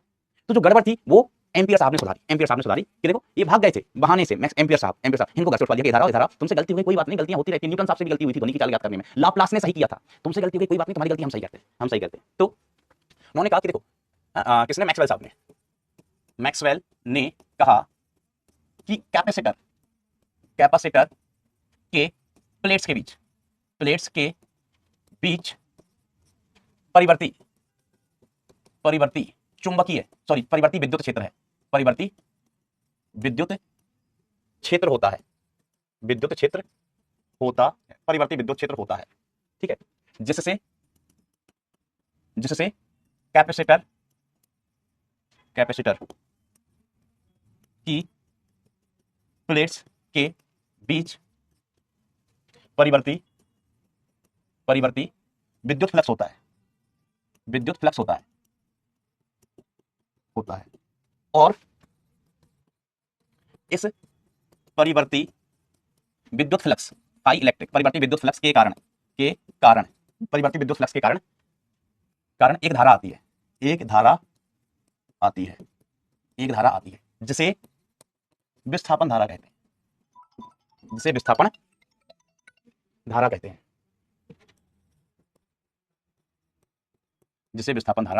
क्या कहते हैं बेटा, विस्थापन धारा बोले तो डिस्प्लेसमेंट करंट कहते हैं। क्या कहते हैं बेटा, डिस्प्लेसमेंट करंट। ठीक है, अब कैसे होती है, कितनी होती है, ये भी उन्होंने बताया। तो शुरू करूं मैं, अच्छा तुम इधर उधर टाइम पास करने लग गए क्या। तो देखो अपन सब लोग जानते हैं ये कैपेसिटर की प्लेट है, तो कैपेसिटर की प्लेट में बैटरी लगी हुई है, बैटरी लगी हुई है। ठीक है, कैपेसिटर आवेशित हो रहा है तभी तक धारा बहेगी, जब तक कैपेसिटर आवेशित हो रहा है तो यहाँ से धारा कितनी जा रही है I, यहाँ से धारा कितनी जा रही है I। ठीक है, तार में चल रही है धारा, यहाँ पर ये धन का सिरा धनावेश और यहाँ पर ऋण आवेश। तो यहाँ पर विद्युत क्षेत्र होता है, जैसा विद्युत क्षेत्र होगा धन प्लेट से ऋण प्लेट की ओर। ठीक है, विद्युत क्षेत्र E बराबर, E बराबर कितना होता है, Q अपॉन एप्सिलॉन नॉट ए। ठीक है, इस पर आवेश कितना है Q, इस पर माइनस Q, उस पर प्लस Q, इस पर माइनस Q, उस पर प्लस Q। अब कैपेसिटर चार्ज हो रहा है, कैपेसिटर अगर चार्ज हो रहा है तो Q बढ़ेगा, बात है ना, होगा क्या, कैपेसिटर चार्ज हो रहा है, कैपेसिटर चार्ज हो रहा है बेटा, कैपेसिटर चार्ज हो रहा है, अतः Q चेंज, अतः स्मॉल q चेंज होगा। हमने कहा ओ माय गॉड, स्मॉल q क्या होगा, चेंज होगा। अगर कैपेसिटर फुल्ली चार्ज होता, चार्ज नहीं हो रहा होता तो q चेंज नहीं होता। हम अगर फुल्ली चार्ज होता तो यहाँ धारा ही नहीं बह रही होती। एक कैपेसिटर पूरा चार्ज हो जाता तो यहाँ धारा ही नहीं बहती। तो q बदल रहा है, क्यों, कैपेसिटर चार्ज हो रहा है, q बदल रहा है, अतः ऐसे लिख लो, ये e के बराबर है, चेंज होगा, अतः e चेंज होगा। और हम क्या लिखते हैं, फ्लक्स को लिखें 5 इलेक्ट्रिक फ्लक्स बराबर क्या होगा, E इंटू ए होता है। अब E चेंज हो रहा है, अतः 5 बराबर E इंटू ए होगा, अतः 5E भी चेंज होगा, 5E चेंज होगा। और इस 5E में चेंज होने के कारण क्या आता है, विस्थापन धारा आती है, इसमें चेंज होने के कारण। ठीक है, और देखो इसको अपन बड़ी आसानी से लिख सकते हैं ना, कैसे विस्थापन धारा आ रहा है, इसमें कोई कंफ्यूजन तो नहीं। कल वादा किया था, हेलो दोस्तों चाय पी लो, चाय गरम चाय पी लो, चाय, कल बोला था सबको पिलाऊंगा। धारा कैसे आएगी हम बताएंगे, पहले आप ये समझ लो कि कैपेसिटर चार्ज हो रहा है, क्यू बदलेगा, एस बदलेगा, क्यू बदलेगा तो ई बदलेगा, बदलेगा ई बदलेगा तो प्लस बदलेगा, बदलेगा प्लस बदलेगा, बदलेगा। अब देखो फाई इक्वल टू हमने क्या कहा, phi E is equal to हमने कहा, हमने कहा ई into A, E into A, तो phi E is equal to E की जगह क्या लिखोगे, Q upon epsilon not into A, into A, into A, बिल्कुल लिखेंगे मास्टर। हमने कहा काट दो, किसको काट दो, किसको काट दो, इसको काट दो। तो अब कितना मिला बता, यहाँ से क्यू इज इक्वल टू कितना आ गया, क्यू इज इक्वल टू आ गया epsilon not into phi E, epsilon not into phi. हमने कहा इसका अवकलन कर दो, इसका अवकलन करो, तो हम कहा क्यू का अवकलन क्या होगा, D Q by D T, D Q by D T, D Q by D T is equal to epsilon not constant into क्या होगा, D phi E by D T, D phi E by D T. Oh my god, D Q upon D T क्या होता है, D Q upon D T होता है बेटा धारा I, I epsilon not into D phi E by D T, D phi E by D T, D phi E by D t. ठीक है, तो ये आई आ गया। अब यहाँ पर ये जो आई आया है ना, आई ये आप इलेक्ट्रॉन के चलने के कारण आया क्या, हम क्या इलेक्ट्रॉन के चलने के कारण नहीं आया, इलेक्ट्रॉन के चलने के कारण बेटा जो धारा आती है उसको अपन क्या कहते हैं, चालन धारा, चालन धारा। ये किसके कारण आई है, ई के बदलने के कारण। यहाँ ई बदल रहा है भाई साहब, यहाँ ई बदल रहा है, ई के बदलने के कारण ई बदल रहा है। यहाँ इलेक्ट्रॉन नहीं चल रहा है भैया, यहाँ इलेक्ट्रॉन नहीं चल रहा है, यहाँ चालक है ही नहीं, यहाँ इलेक्ट्रॉन है नहीं, यहाँ सिर्फ ई है, ई बदल रही है, उसके कारण बेटा धारा आई है। ई बदल रहा है तो विद्युत फ्लक्स बदल रहा है, तो विद्युत फ्लक्स बदलने के धारा के कारण धारा आई है, और इसको अपन क्या कहते हैं बेटा, विस्थापन धारा, विस्थापन धारा, इसको क्या कहते हैं अपन बेटा, विस्थापन धारा कहते हैं। ओ माय गॉड, हमने कहा यस विस्थापन। तो एक यहाँ पर क्या है बेसिकली कैपेसिटर में ये बैटरियां लगी थी, बैटरियां लगी थी, तो यहाँ पर जो धारा बह रही थी जिसको हम कह रहे थे आई, इसको हम कह देते हैं आई सी, इलेक्ट्रॉन के चलने के कारण धारा। तो आई सी, आई सी इलेक्ट्रॉन्स के चलने के कारण, कारण धारा, जिसको अपन क्या कहते हैं बेटा, चालन धारा, चालन धारा, इंग्लिश में बोलते हैं इसको conduction current, conduction current. Okay master. अब यहाँ पर क्या है भाई साहब, हमने कहा ज्या ज्या धन का, धन का आवेश, यहाँ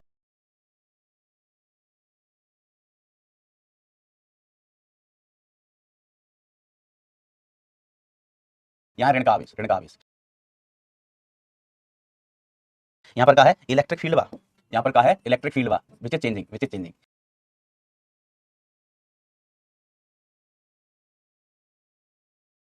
ठीक है, तो यहाँ पर इलेक्ट्रिक फील्ड में चेंज होने के कारण यहाँ पर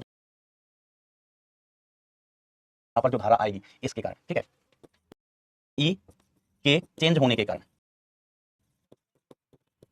के कारण धारा, इसको अपन क्या कहते हैं, विस्थापन धारा, विस्थापन धारा, जिसको हम किससे प्रदर्शित कर देते हैं, आई डी से, है ना। तो यहाँ पर जो धारा आ रही है, यहाँ पर प्रभावी धारा, यहाँ पर जो धारा होगी उसको हमने कहा आई डिस्प्लेसमेंट, आई डिस्प्लेसमेंट, डिस्प्लेसमेंट करंट। ठीक है, तो ये मिस कर दिया था मैक्सवेल,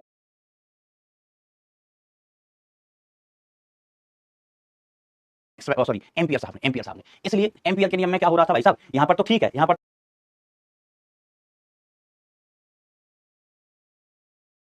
तो ठीक है, यहाँ पर जीरो आ रहा था, यहाँ पर जीरो था क्योंकि इन्होंने ये विस्थापन धारा, परिवर्ती विद्युत क्षेत्र के कारण धारा मिस कर दी थी, इस धारा को मिस कर दिया था। ठीक है, इस धारा को देखो आप ई के पता में भी लिख सकते हो। देखो अपन ने क्या कहा, अपन ने कहा ई इज इक्वल टू कितना, क्यू एप्सिलॉन नॉट ए, तो क्यू इज इक्वल टू कितना हो गया, epsilon not A into E, A into E. अब हम इसका क्या कर रहे हैं, अवकलन कर दें, सर कर दो, तो ये D Q by D T हो गया, D Q by D T is equal to epsilon not into area into E का अवकलन D E by D T, D E by D T. तो परिवर्ती ई, ई बदल रहा, अगर ई नियत है, अच्छा इसको हम क्या लिख देते हैं, आई विस्थापन, विस्थापन, विस्थापन धारा, तो epsilon not into A into D E by D T, है ना। ए को अंदर लेगा तो यही फ्लक्स हो जाएगा, epsilon not D upon D T, हम ई इंटू ए लिख सकते हैं इसको, तो इसको क्या लिख दोगे, epsilon not d phi E by D T, तो हमने पहले लिखा था यहाँ पर epsilon not d phi E by D t. ठीक है, ई बराबर इतना, ये अवकलन की आई बराबर epsilon not D by D T. तो ई बदल रहा है, ई के बदलने के कारण बेटा जो धारा आई है उसको हमने कहा विस्थापन धारा, ई बदलने के कारण बेटा जो धारा आई है उसको हमने कहा विस्थापन धारा। ठीक है, तो अब क्या हुआ, एम्पियर ने कहा, सॉरी मैक्सवेल ने कहा एम्पियर को कि अपना नियम बदलो, तुम अपना नियम तुम बदलो, तुम गलत कर बैठे हो, लेकिन हम तुम्हारा बेइज्जती ज्यादा नहीं करेगा, ज्यादा नहीं करेगा, हमने इसमें सुधार किया है, हमने इसमें सुधार किया। तो इस नियम का हम नाम बदल लेते हैं, क्या कर लेते हैं, नाम बदल लेते हैं, इसका नाम रख लेते हैं amperes, amperes Maxwell law, amperes Maxwell law. ठीक है, एम्पियर तुमने नियम पहले दिया था तो तुम्हारा नाम पहले, तो अब एम्पियर्स मैक्सवेल लॉ। ठीक है, बेसिकली एम्पियर के नियम का मॉडिफिकेशन है, modification, modification, B dot D L is equal to mu not into जो आई थी इसमें दो, I C plus I D, I C plus I D. ठीक है, तो B dot D L is equal to mu not I C, और I D का मान चाहो तो आप ऐसे लिख सकते हो epsilon not d phi E by D T, D phi E by D T. बस एक धारा आ गई। और बेटा देखो इतनी सारी चीजें मैंने बताई, समझाई, मेन मुद्दा सिर्फ इतना सा है, मेन मुद्दा सिर्फ इतना है, कैपेसिटर के प्लेट के बीच ए हो गया, हाँ सर हो गया, हो गया, तो क्यू बराबर कितना हो गया, एप्सिलॉन नॉट इंटू ए हो गया, इंटू ए हो गया, सर हो गया, अवकलन करो तो D Q by D T, D Q by D T epsilon not constant, A constant, D E by D T, हाँ मास्टर हाँ, तो I is equal to D by, I is equal to epsilon not A D E by D T. बस इस धारा का नाम कह दिया विस्थापन धारा। ये बता, यहाँ आवेश नहीं चल रहा है बिल्कुल भी, कैपेसिटर की प्लेटें हैं, प्लेटें यहाँ बीच में हवा है, हवा माध्यम ही नहीं है, आवेश हवा में उड़ेगा क्या, आवेश को चलने के लिए चालक माध्यम चाहिए, यहाँ तो हवा है, तो यहाँ पर क्या है, विद्युत क्षेत्र है। तो ये इस रीजन में कैस्टर की प्लेट के बीच में जो विद्युत क्षेत्र है उसके कारण धारा आई है। और विद्युत क्षेत्र क्या होना चाहिए, परिवर्ती। अगर विद्युत क्षेत्र कांस्टेंट हुआ तो हमने कहा विद्युत क्षेत्र अगर कांस्टेंट है, ई कांस्टेंट हुआ तो इसका मान 0 हो गया, इसका मान 0 हो गया, तो ये भी 0 हो गया। विद्युत क्षेत्र होना मांगता है परिवर्ती, विद्युत क्षेत्र क्या होना मांगता है, परिवर्ती। ठीक है, तो ये नियम हो गया, this is amperes Maxwell law. अब एम्पियर के नियम को यही पढ़ा जाता है, एम्पियर्स मैक्सवेल लॉ। तो अब देखो, चलो ये हो गई कहानी, ये बात क्लियर है। और बात कितनी है, जितनी मैंने लिख के बता दी उधर उतनी ही बात है, जितनी मैंने लिख के बता दी बेटा बात उतनी ही है। How how master, how master, एक बात समझा बेटा, जल्दी जल्दी। सुन भाई, एक मिनट,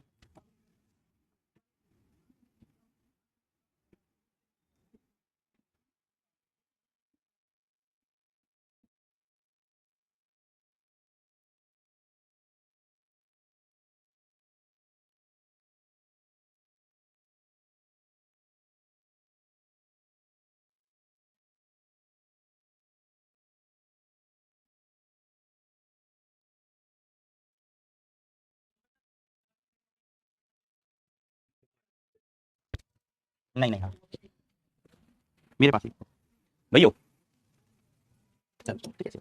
अब देखो ध्यान से देखना, अब यहीं से खुशबू आती है ईएम वेव्स की, ईएम वेव्स की खुशबू, ईएम वेव्स की खुशबू, तेरी कितना बड़ा, ईएम वेव्स की खुशबू, ईएम वेव्स की खुशबू, सुगंध यहीं से आती है। ठीक है, अच्छा अभी समझ गए कि बेसिकली अब इधर क्या हो जाएगा, इधर आईसी आ जाएगा और इधर क्या हो जाएगा, म्यू नॉट आईडी आ जाएगा, और आईसी और आईडी बराबर होंगे। आईसी और आईडी कैसे हो जाएंगे बेटा, बराबर हो जाएंगे। समझ गए ना, सही कैसे होगा, यहाँ पर चालन धारा है, यहाँ पर भी धारा होगी विस्थापन धारा, यहाँ पर भी कौन सी धारा होगी, विस्थापन धारा। ठीक है, तो फिर ये रिजल्ट कैसे हो जाएंगे, सही हो जाएंगे, विस्थापन धारा मिसिंग थी। तो अब देखो ध्यान देना, तो ई अगर चेंज हो रहा है, ई अगर चेंज हो रहा है तो बताओ क्या आ रहा है, आईडी आ रहा है, विस्थापन धारा आ रही है। ई अगर चेंज हो रहा है दोस्तों तो विस्थापन धारा आ रही है। हमने कहा वेरी गुड बेटा, वेरी गुड। ठीक है, विस्थापन धारा आ रही है माय डियर फ्रेंड्स, तो धारा से क्या आएगा, मैग्नेटिक फील्ड, धारा से मैग्नेटिक फील्ड आएगी। यही तो धारा का चुंबकीय प्रभाव है, यही तो बेटा धारा का कौन सा प्रभाव है, चुंबकीय प्रभाव, कि कहीं भी अगर धारा है तो चुंबकीय क्षेत्र आएगा, चाहे वो चालन धारा हो या विस्थापन धारा।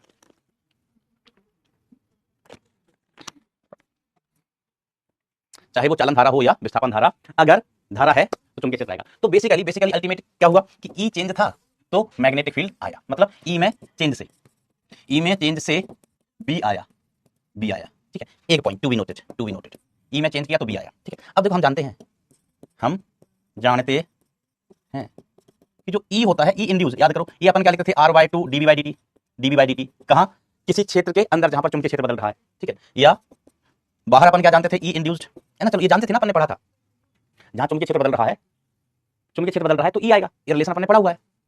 अरे भैया पढ़ा है ना, हाँ सर ये तो पढ़ा हुआ है, याद है कि नहीं है ना। या इसको ऐसे देख लो, अपन ने क्या लिखा था, E induce is equal to minus d∅b/dt, तो ई इंड्यूस के कारण ये प्रेरित विद्युत भागबल है, इसको अपन ने क्या लिखा था, इंटीग्रल E.dl, बरोबर। और ये किसके बराबर हो जाएगा, बेटा, ये बराबर हो जाएगा माइनस का डी बी इंटू ए, मैग्नेटिक फ्लक्स अपॉन dt। ये बाहर ले लो, तो ये कितना बचा, माइनस का ए dv/dt। ठीक है, तो यहां से अपन क्या लिख सकते हैं, माइनस लगाओ या हटा दो तो ठीक है, इसमें भी माइनस होता है तो एडजस्ट हो जाएगा, ए dv/dt, ए इंटू dv/dt। तो बेसिकली ये रिजल्ट क्या बता रहा है, ये रिजल्ट बता रहा है कि अगर बी चेंज होगा, बी में चेंज, अपन जानते हैं मैग्नेटिक फील्ड में चेंज होता है ना तो प्रेरित विद्युत भागबल, फैराडे का नियम, अगर मैग्नेटिक फील्ड में चेंज होता है, तो प्रेरित विद्युत भागबल आया, विद्युत भागबल है तो विद्युत क्षेत्र होगा, इसका मतलब बी में चेंज है तो ई आएगा, बी में चेंज है बेटा तो ई आएगा। ठीक है, तो हमने कहा ई में चेंज है तो बी आएगा और बी में चेंज है तो ई आएगा। ठीक है, एक अपने को रिजल्ट भी याद है आपको कि नहीं, ई इंड्यूस इज इक्वल टू प्रेरित विद्युत क्षेत्र में पढ़ा था अपन ने, r/2 इंटू dv/dt है ना, प्रेरित विद्युत क्षेत्र पढ़ा था, रिजल्ट अपन ने ड्राइव किया था। तो इसका मतलब सिर्फ ये है कि अगर चुंबकीय क्षेत्र बदल रहा है तो विद्युत क्षेत्र आएगा, मतलब ये दोनों साथी हैं। अगर ई चेंज होगा तो बी आ जाएगा, ई का साथ लेने, और अगर बी चेंज होगा तो ई आ जाएगा, तो जहां बी होगा वहां ई होगा, वहां बी होगा, बट चेंजिंग होना चाहिए, क्या होना चाहिए, चेंजिंग। तो बस यही शुरुआत है विद्युत चुंबकीय तरंग के बनने की। क्या शुरुआत है लल्ला, हमने कहा ये शुरुआत है कि देखो एक परिवर्ती विद्युत क्षेत्र चुंबकीय क्षेत्र उत्पन्न करता है, इसका उल्टा कथन भी सत्य है, मतलब एक परिवर्ती,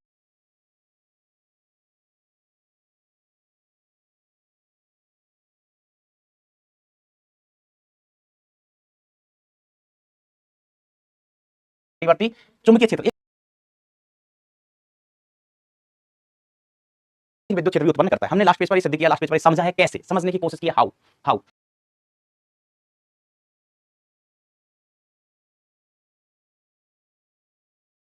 क्या समझने की कोशिश की है कि ई चेंज है तो बी आया, बी चेंज है तो ई आया। फैराडे का नियम ही है ना ये, फैराडे का नियम है कि अगर कहीं चुंबकीय फ्लक्स परिवर्तित हो रहा है तो प्रेरित विद्युत भाग बल आएगा। प्रेरित विद्युत भाग बल बराबर चुंबकीय फ्लक्स में परिवर्तन। अब चुंबकीय फ्लक्स को अपन कैसे रिलेट कर सकते हैं? चुंबकीय क्षेत्र से। चुंबकीय फ्लक्स में परिवर्तन हो रहा है मतलब चुंबकीय क्षेत्र में परिवर्तन हो रहा है। और प्रेरित विद्युत वाहक बल जहां होगा, विद्युत वाहक बल मतलब विभवांतर, जहां विभव का अंतर होगा वहां विद्युत क्षेत्र होगा, क्योंकि विद्युत क्षेत्र हमेशा उच्च विभव से निम्न विभव होगा। अब कहीं विभव अंतर है, एक उच्च विभव एक निम्न विभव, तो विद्युत क्षेत्र होगा ही होगा। तो बी बदल रहा है तो ई भी होगा, ई भी होगा, विद्युत क्षेत्र भी होगा। ठीक है, तो बी चेंज होगा तो ई आएगा। तो बस यही कहानी है, उल्टा कथन भी सकते हैं। ठीक है, जिससे अनुप्रस्थ तरंगें उत्पन्न हो जाती हैं। कैसी तरंगें? अनुप्रस्थ। मैंने बताया था अनुप्रस्थ तरंगें क्या होती हैं। ठीक है, जिन्हें हम विद्युत चुंबकीय तरंगें कहते हैं। समय के साथ परिवर्ती विद्युत क्षेत्र तथा चुंबकीय क्षेत्र एक दूसरे के लंबवत होते हैं तथा संचरण की दिशा के भी लंबवत होते हैं। ये भी बेटा मैं आपको मेन पॉइंट लिखवाए थे ना 8, उनमें लिखवा चुका हूं। ठीक है, इस प्रकार विद्युत चुंबकीय तरंगें में समय के साथ परिवर्ती जया वक्रीय विद्युत व चुंबकीय क्षेत्र परस्पर लंबवत होते हैं तथा संचरण दिशा की लंबवत होते हैं। जया वक्रीय का मतलब होता है, जया वक्रीय का मतलब होता है, जया वक्रीय मतलब साइनोसॉइडल, साइनोसॉइडल है ना। जैसे अपन ई लिखना चाहे, क्या लिखना चाहे? ई। तो ध्यान देना, ई किस दिशा में है बेटा? वाई दिशा में। समीकरण कैसे लिखेंगे? समीकरण लिखना भी देख लो। किसी भी तरंग का अपन समीकरण क्या लिखते थे? y is equal to a sin omega t minus के एक्स। ध्यान देना, ये तरंग का समीकरण होता था। अब इसकी भी यहाँ इंपॉर्टेंस है। क्या है बेटा? इंपॉर्टेंस। ठीक है, y क्या बताता है? कणों के कंपन की दिशा, कि किस दिशा में ऑसिलेशन हो रहा है, किस दिशा में ऑसिलेशन हो रहा है। a बताता है आयाम, ठीक है, ओमेगा आवृत्ति, ठीक है, ये ठीक है माध्यम का गुण है। x क्या बताता है? कि किस दिशा में तरंग जा रही है, किस दिशा में तरंग जा रही है। ये इधर x है, मतलब तरंग किस दिशा में जा रही है? x में। और अगर यहाँ पर माइनस चिन्ह होता है, माइनस चिन्ह होता है तो इसका मतलब होता है तरंग। मैं इसकी जानकारी लिख ही देता हूँ। देखो, मैं तरंग के बारे में थोड़ा सा बता देता हूँ। तरंग, तरंग का व्यापक समीकरण, व्यापक समीकरण, तरंग का जो व्यापक समीकरण होता है बेटा, वो अपन लिखते हैं del square by upon del t square is equal to v square into del square by upon del x square. ठीक है, चाहते हैं माइनस साइन। ये तरंग का बेटा व्यापक समीकरण होता है, तरंग का व्यापक समीकरण। ठीक है, इसको कई जगह फिर ऐसे भी लिख लिया जाता है और करके ना। ये 11वीं क्लास में बताते हैं और इसका आंसर आया कहां से? कहीं से नहीं, है ना। इसके सॉल्यूशन वगैरह आपके सिलेबस में नहीं है, जब आप इंजीनियरिंग में जाएंगे तब पढ़ेंगे। तो बस आपको तो ये याद रखना है, ये del square by upon del x square is equal to -1 upon v square into del square by upon del t square, del t square. ठीक है, इस तरीके से भी लिख सकते हैं। बेटा मैंने क्या किया? कुछ नहीं किया, इसको धर लिया, इसको धर लिया। किताबों में सामान्यतः ऐसा लिखा रहता है। अब मैं भूल जाता हूं कि कहां पर क्या है, तो देखो याद रखने का तरीका, याद रखने का मैं इसको कैसे याद रख लेता हूं। मैंने याद किया y का 2 बार अवकलन करेंगे तो वेग आएगा, तो इधर होना चाहिए y का 2 बार अवकलन, y का 2 बार अवकलन यहां आएगा वेग। ऐसे मैं याद रख लेता हूं कि t इधर होना चाहिए, t वाला पद इधर, क्योंकि कंफ्यूजन हो जाता है कई बार कि ये वाला पद इधर है या ये वाला पद इधर तो नहीं है। तो हम ऐसे याद रखता हूं मैं, y का 2 बार अवकलन किया समय के सापेक्ष, का मिला वेग। ओ इसका अगर इधर del square by upon del t square है तो यहाँ क्या आएगा? वी स्क्वायर आएगा। अब इनके जो सॉल्यूशंस होते हैं बेटा, आपके सिलेबस में है नहीं, इनके सॉल्यूशंस में से एक सॉल्यूशन होता है y is equal to a sin omega T minus के एक्स, ओमेगा टी माइनस के एक्स। ये क्या बताता है भाई? कंपन की दिशा, कंपन की दिशा बताता है। x क्या बताता है बेटा? x बताता है तरंग के चलने की दिशा, संचरण की दिशा, संचरण की दिशा, कि तरंग किस दिशा में जा रही है? x में, x में। ठीक है, और अगर यहाँ माइनस चिन्ह है, यहाँ का जो चिन्ह है, यहाँ पर अगर नेगेटिव चिन्ह है तो तरंग प्लस एक्स में जा रही है, और यहाँ का अगर चिन्ह ये वाला पॉजिटिव होता, पॉजिटिव साइन है यहाँ पर, तो इसका मतलब तरंग प्लस सॉरी माइनस एक्स में जा रही है, माइनस एक्स में। तो इस तरंग से संबंधित कुछ गुण होते हैं जो हम 11वीं क्लास में पढ़ते हैं। मैं रिपीट कर रहा हूँ, रिपीट इन द सेंस कि ये नहीं कह रहा हूँ कि 11वीं में हमने पढ़ा था, मैंने यहाँ लिख दिया सब। बाई कंपन की दिशा बताता है, ये होता है आयाम, साइन जया वक्री, वक्र को बताता है ना, साइन कॉस को बोलते हैं साइनोसॉइडल, जया वक्री। फिर ओमेगा आवृत्ति होती है। अब यहाँ प्लस साइन है तो माइनस एक्स में जा रही तरंग, और यहाँ पर माइनस साइन है तो तरंग प्लस एक्स में जा रही है। एक्स क्या बताता है? संचरण की दिशा, संचरण की दिशा। ठीक है, अब देखो बेटा, आप यहाँ पर ना इसके समीकरण खुद से लिख लोगे, ई by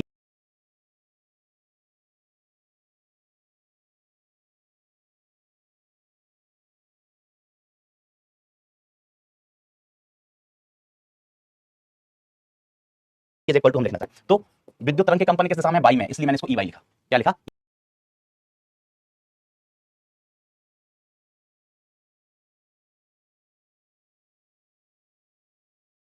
E by, E not sign. आवृत्ति बेटा सेम होती है, आवृत्ति स्रोत का गुण होती है।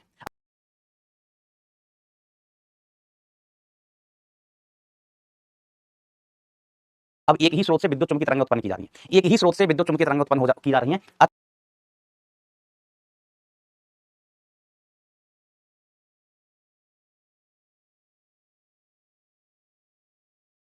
अतः अतः बेटा आवृत्ति सेम, क्योंकि वो स्रोत का गुण होता है, स्रोत बदलेगा तो आवृत्ति बदलेगी। के एक्स है ना, इसको चाहो तो सदस्य लगाना है जे कैपिटल भाई साहब।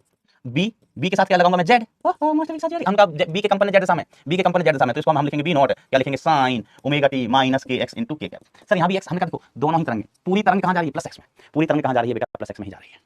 ठीक है, ओ माय गॉड, ऐसा हमने कहा, यस ऐसा।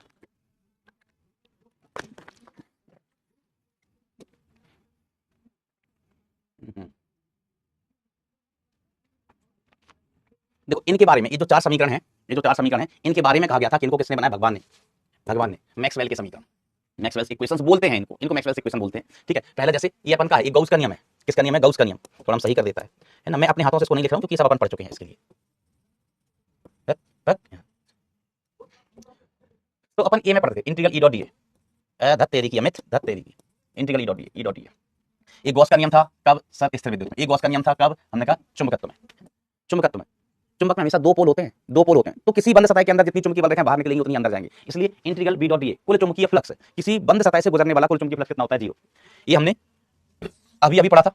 प्रेरित विद्युत चुंबकीय प्रेरण में पढ़ा था बेटा, जहां से हमने प्रेरित विद्युत क्षेत्र ज्ञात किया था। विद्युत चुंबकीय प्रेरण में पढ़ा था, विद्युत चुंबकीय प्रेरण में। और ये हमने अभी अभी पढ़ा एम्पियर्स मैक्सवेल का नियम। पहले ये मैक्सवेल अकेला था, पहले ये मैक्सवेल अकेला था। Integral B dot D L equal to mu not I. अब I C plus I D, I C plus I D, किसी जगह हो सकता है सिर्फ आईसी हो, किसी जगह हो सकता है सिर्फ आईडी हो, और कोई हाइपोथेटिकल मतलब कोई सिचुएशन ऐसी भी दी जा सकती है जहां पर आईसी और आईडी दोनों मतलब चालन धारा और विस्थापन धाराएं दोनों हो, ऐसी भी सिचुएशन हो सकती है। ठीक है, यहाँ पर ये क्या है? ID is equal to epsilon not d phi E upon D t. जैसे मैं कहूँ ना, हमने यहाँ पर चर्चा करी थी कि नहीं करी तो थी का। यहाँ पर आई सी है, चालन धारा है, यहाँ पर आई डी है, यहाँ पर सिर्फ आई डी, यहाँ पर सिर्फ आई डी, यहाँ पर सिर्फ आई सी, आई सी। ठीक है, इन दोनों समीकरणों से अपन देखेंगे तो आई सी और आई डी बराबर होना चाहिए, क्योंकि जितनी धारा दस आ रही उतनी धारा इनके बीच में भी होनी चाहिए, इनके बीच में भी होनी चाहिए। ठीक है, तो ये चार समीकरण है इलेक्ट्रोमैग्नेटिज्म के, मायावी समीकरण, घनघोर समीकरण, मजेदार समीकरण, मजेदार समीकरण। अब तो बेटा ये कुछ नहीं है, विद्युत चुंबकीय तरंगों के गुणधर्म भी हम सब बता चुके हैं। आपको इसको पढ़ना हो तो पढ़ना, नहीं पढ़ना हो तो मत पढ़ना। लीड क्या रीड कर लेना। देखो अभी हमने इक्वेशन बताया था, ये वही है ना। इसको क्या लिख सकते हैं, है ना? देखो हम क्या कह रहा है, C इज इक्वल टू क्या था? 1 upon under the root, 1 upon under the root mu not epsilon not, mu not epsilon not. इसका C का बल निकाल दो तो 1 upon mu not epsilon not. ठीक है, तो यहाँ से बेटा म्यू नॉट एप्सिलॉन नॉट का मान कितना आ जाएगा? 1 upon C square, 1 upon C square. तो बेटा बेसिकली ये क्या लिखा हुआ है? ये लिखा हुआ है 1 upon C square, 1 upon C square. ये भी क्या लिखा हुआ है बेटा? ये लिखा हुआ है 1 अपॉन C स्क्वायर। ठीक है, देखो यहाँ नहीं लिखा था आपने, मैंने खुद के पर्सनल नहीं आता लिखा था। ठीक है, d y square upon d x square is equal to minus 1 upon v square, v square. यहाँ क्या आ गया? यहाँ क्या हो जाएगा? मैग्नेट, जैसे हम विद्युत तरंग के लिए लिख रहे हैं, इसके लिए विद्युत के लिए del square E upon del x square is equal to minus 1 upon c square, minus 1 upon c square into del square E upon del t square, del t square. ये किसके लिए हो गया? है ना, वैसे इसकी जरूरत नहीं पड़ती, लेकिन तब भी हम बना सकते हैं ना। 11वीं क्लास की अगर हमें तरंग का सूत्र याद है तो, और ये तो हमको याद रखना ही है। विद्युत चुंबकीय तरंग के लिए क्या लिखोगे? तो del square B upon del x square, दोनों एक्स में चल नहीं है। डेल एक्स स्क्वायर, एक्स क्या होता है? किस दिशा में तरंग जा रही है, इज इक्वल टू माइनस वेग तो कितना है? सी, तरंग के वेग से जाती है। Del square B upon del t square, del t square. ऐसा ऐसा भी है ना। तो इसी में बाई की जगह एक बार विद्युत क्षेत्र, एक बार चुंबकीय क्षेत्र, है ना। तो कोई नई चीज हटना, ये कोई नई चीज है नहीं, है ना। तो ये वही लिखा हुआ है। हमने ये भी बताया कि कैसे चलती हैं ये? प्रकाश की चाल से चलती हैं। प्रकाश की चाल का हो वैसे, प्रकाश की चाल बेटा यो हो वैसे। पूरा ब्रह्मांड जानता है कि प्रकाश की चाल होती है। और बताओ मास्टर, का भी बता रहे हैं इनको। विद्युत चुंबकीय तरंगों के विद्युत चुंबकीय क्षेत्र एक दूसरे के लंबवत होते हैं तथा संचरण की दिशा के लंबवत होते हैं, परस्पर लंबवत होते हैं या अनुप्रस्थ होते हैं। ये चौथी बार पढ़ रहे हैं। एक बार तो मैंने अपने खुद के पर्सनल हाथों से लिखा था और 2 बार लिखा है पढ़ चुके हैं। अच्छा, इसमें एक चीज ध्यान क्या देना कि जो हमने फोटो बनाई थी ना, यहाँ तरंग जा रही है, ये बाई दिशा वाला कौन सा है? बाई दिशा वाला है विद्युत क्षेत्र का घटक है, ये विद्युत क्षेत्र का घटक है भाई साहब। जेड दिशा वाला कौन सा है? चुंबकीय क्षेत्र का घटक है। दिस इज चुंबकीय क्षेत्र का घटक। ओ माय गॉड, ये चुंबकीय क्षेत्र का घटक है, बी केयरफुल। ये बी है और ये ई है, एक दूसरे के परस्पर लंबवत। सर लेट हो जाएंगे, हमने कहा कोशिश करेंगे जल्दी खत्म करने की। ये भी हम आपको बता चुके, ई तथा बी संबंध होता है that c is equal to E by B, c is equal to E by B. हमने नहीं बताया क्या, मास्टर लिखवाया था, है ना। तो इसको हम इन स्लाइड्स को नहीं बताते ना, तो भी जो बता चुके हैं ऑलरेडी लिखवा चुके। इसमें ये चीज थोड़ी सी आपको नई सी दिखेगी, लेकिन है उसमें विद्युत चुंबकीय तरंगें ऊर्जा का संचरण करती हैं इकाई क्षेत्रफल में ऊर्जा प्रवाह की दर को हम पॉइंटिंग सदिश कहते हैं। ठीक है, इकाई क्षेत्रफल में, इकाई क्षेत्रफल में ऊर्जा प्रवाह की दर, दर वास्तव में क्या होती है? वृत्ता। क्या होती है बेटा? वृत्ता होती है। वृत्ता क्या होता है? तीव्रता, तीव्रता। तीव्रता बेसिकली क्या है? Energy per unit time per unit area, प्रति इकाई क्षेत्रफल में ऊर्जा प्रवाह की दर। देखो तीव्रता को अपन क्या लिखते हैं, है ना। तो पॉइंटिंग सदिश, भले ही कह लो पॉइंटिंग सदिश, इसका नाम है, इसका नाम है रिक्की पॉइंटिंग सदिश। रिक्की पॉइंटिंग सदिश ऐसे प्रदर्शित कर देते हैं, किससे प्रदर्शित कर देते हैं? ऐसे। और इसका सूत्र कई बार ना सीधे सूत्र पूछ लिया जाता है। इस टॉपिक में बहुत ज्यादा मूलभाव नहीं करते हैं, इस टॉपिक में बहुत ज्यादा मूलभाव नहीं करते हैं। मूलभाव करना होगा तो 11th की बेस में कर लेंगे ना, कितना सारा चीज पढ़वाते हैं उसमें। 1 upon mu not, 1 upon mu not into E vector cross B vector, ये सूत्र हो जाता है। और बेसिकली ये किसके समतुल्य है? पॉइंटिंग वेक्टर, है ना। पॉइंटिंग वेक्टर बेसिकली इस तीव्रता के समतुल्य है, तीव्रता के समतुल्य। ठीक है, ई क्रॉस बी से हम क्या डिसाइड करते थे बेटा? याद है? संचरण की दिशा। इससे हम संचरण की दिशा भी निकालते थे। संचरण की दिशा, तरंग किस दिशा में चल रही है, संचरण की दिशा भी बताते थे। क्या याद करते थे? संचरण की दिशा। तो पॉइंटिंग सदिश आपको संचरण की दिशा ही बताता है। संचरण की दिशा में क्या लिखते थे? सी की दिशा is equal to E cross B. B C आगे पीछे होंगे, बी सी साथ साथ होंगे हमेशा, क्योंकि बी के बाद क्या आता है? सी आता है, बी के बाद क्या आता है? सी। ठीक है, यहाँ ई आया, ई के बाद बी आया, बी के बाद सी। ठीक है, देखो याद रखने का तरीका मैं इसको अभी आगे बताऊंगा और बता दूंगा। याद रखने का तरीका बता, बस इतना याद रखना। एबीसीडी पढ़ते हैं तो बी के बाद क्या आता है? सी आता है। याद है ना? एबीसीडी पढ़ते हैं तो बी के बाद क्या आता है? सी आता है, बस इतना याद रखना। अच्छा, ये ऊर्जा प्रवाह की दर को अपन तीव्रता क्या कहते हैं? क्यों कहते हैं? देखो हम कहते हैं तीव्रता बराबर क्या कहते हैं? तीव्रता आई बराबर शक्ति, शक्ति बटे क्षेत्रफल। ऐसे ही लिखते हो? हाँ मास्टर, शक्ति क्या लिखते हैं? शक्ति क्या लिख सकते हैं? ऊर्जा बटे समय।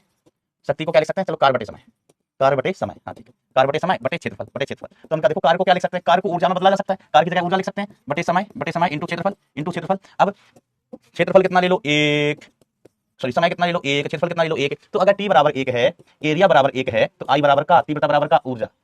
ऊर्जा तो तीव्रता बेसिकली क्या होती है, इकाई क्षेत्रफल में ऊर्जा प्रवाह की दर। ऊर्जा प्रवाह की दर बेटा मतलब ऊर्जा बटे समय। ऊर्जा प्रवाह की दर मतलब ऊर्जा बटे समय, है ना। ऊर्जा बटे समय क्षेत्रफल 1। ऊर्जा प्रवाह की दर शक्ति कहते हैं ना, यहां से देख लो शक्ति को क्या कहते हैं, ऊर्जा प्रवाह की दर। किसी भी तरीके से देख लो भाई, एरिया ले लो 1, एरिया ले लो 1, तो I बराबर शक्ति, I बराबर शक्ति। शक्ति क्या, ऊर्जा प्रवाह की दर। शक्ति क्या होती है बेटा, ऊर्जा प्रवाह की दर। समझ गया ना बेटा, है ना। अगर इसको ऐसे नहीं समझ पा रहे हो, कठिन लग रहा है, कठिन लग रहा है, तो हमने कहा देखो तीव्रता बराबर हम क्या लिखता है, अरे सर पगला गए हो क्या, जल्दी जल्दी लिखो। तो तीव्रता बराबर हम क्या लिखता है सर, शक्ति बटे समय। शक्ति बटे समय, सॉरी शक्ति बटे समय नहीं पगली, शक्ति बटे क्षेत्रफल। तो शक्ति क्या होती है, ऊर्जा प्रवाह की दर। शक्ति क्या होती है, ऊर्जा प्रवाह की दर बटे एरिया। अब हमने कहा एरिया बराबर 1 यूनिट, एरिया बराबर कितना है 1 यूनिट, तो तीव्रता I बराबर क्या हो गया, ऊर्जा प्रवाह की दर।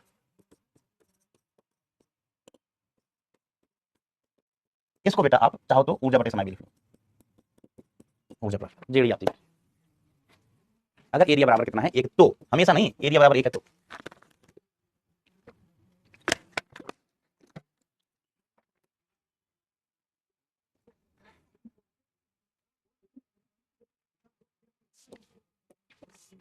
एक और इंपॉर्टेंट चीज, एक और, कितने लोग टच में चल रहे हैं बच्चा, ओ बच्चा कितने लोग टच में चल रहे हैं, Thums up thumbs down खेलियो।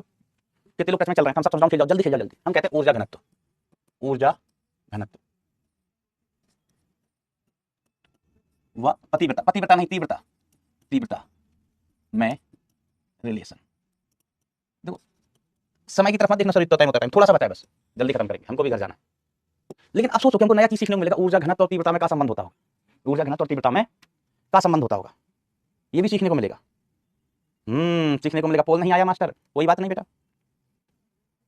Jaya बकरी बेटा जिसमें साइन कॉस आता हो, जिसमें क्या आता हो बेटा, साइन कॉस आता हो, दैट इज जया बकरी है, दैट इज जया बकरी है, जिसमें साइन कॉस आता हो ऐसा।